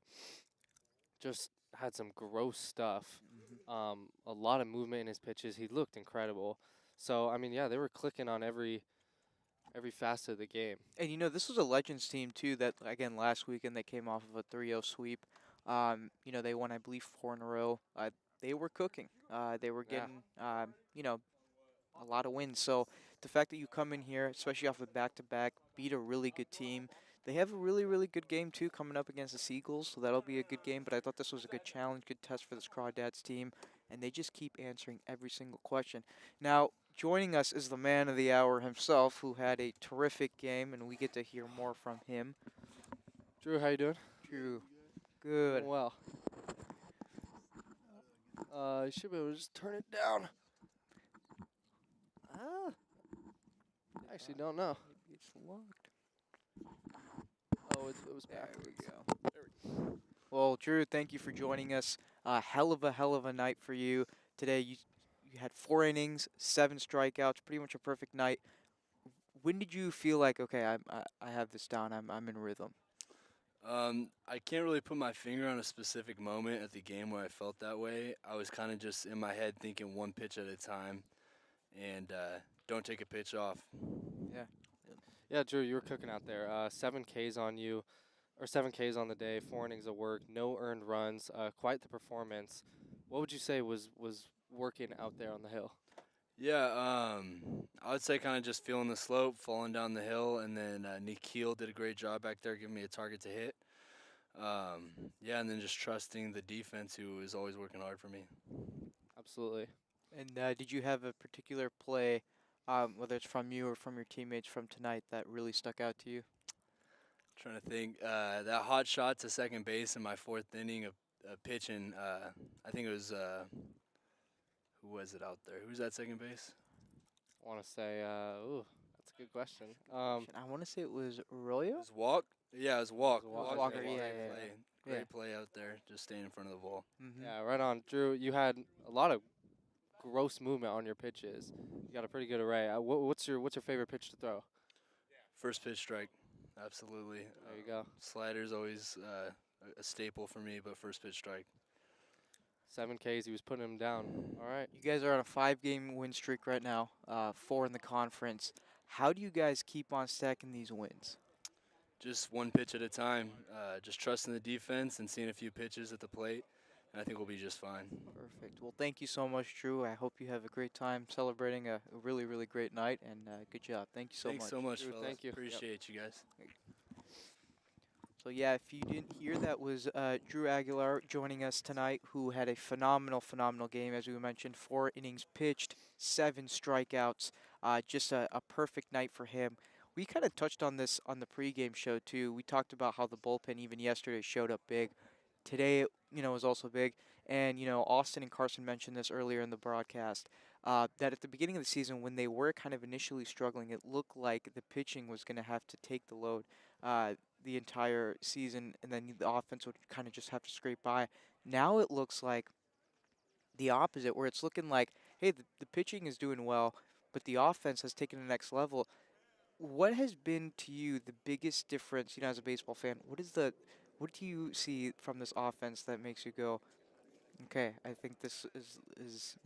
Yeah, I think top to Superficial. bottom, they're seeing the ball better. They're drawing a lot more walks. The guys that have just come in, Wolbert, Camberg, even DeFazio, who unfortunately got a nasty ball to the lip today. The guys who just come in, they're doing a really good job just seeing the ball, being patient at the plate, waiting for their pitch, and I think it's kind of rubbing off on the other guys. Just patience from top to bottom, and they're allowing for more guys to get up in each inning, and it's just helping out the whole crew. I mean, Aiden Camberg again, hitting at the 5-hole today. I believe he drew 2 walks, mashed one to the right field wall. He's staying hot, and then yeah, they're rolling. I mean, that 3-run bomb in the 6th inning was mashed by the lefty first baseman. So yeah, they're seeing the ball really well. And as we mentioned earlier too, 5-game win streak, 4 in the conference with the win. Obviously, it's contingent on what happens with the slow Blues game, but right now they're sitting at top of the conference. Big win for them. Well, that'll do it for us, folks. Thank you for taking a listen. Thank you for watching another game of the Walnut Creek Crawdads. Joining me is Dylan Allen. Thank you so much. Have a wonderful night, and we'll see you during our next game. Go Crawdads.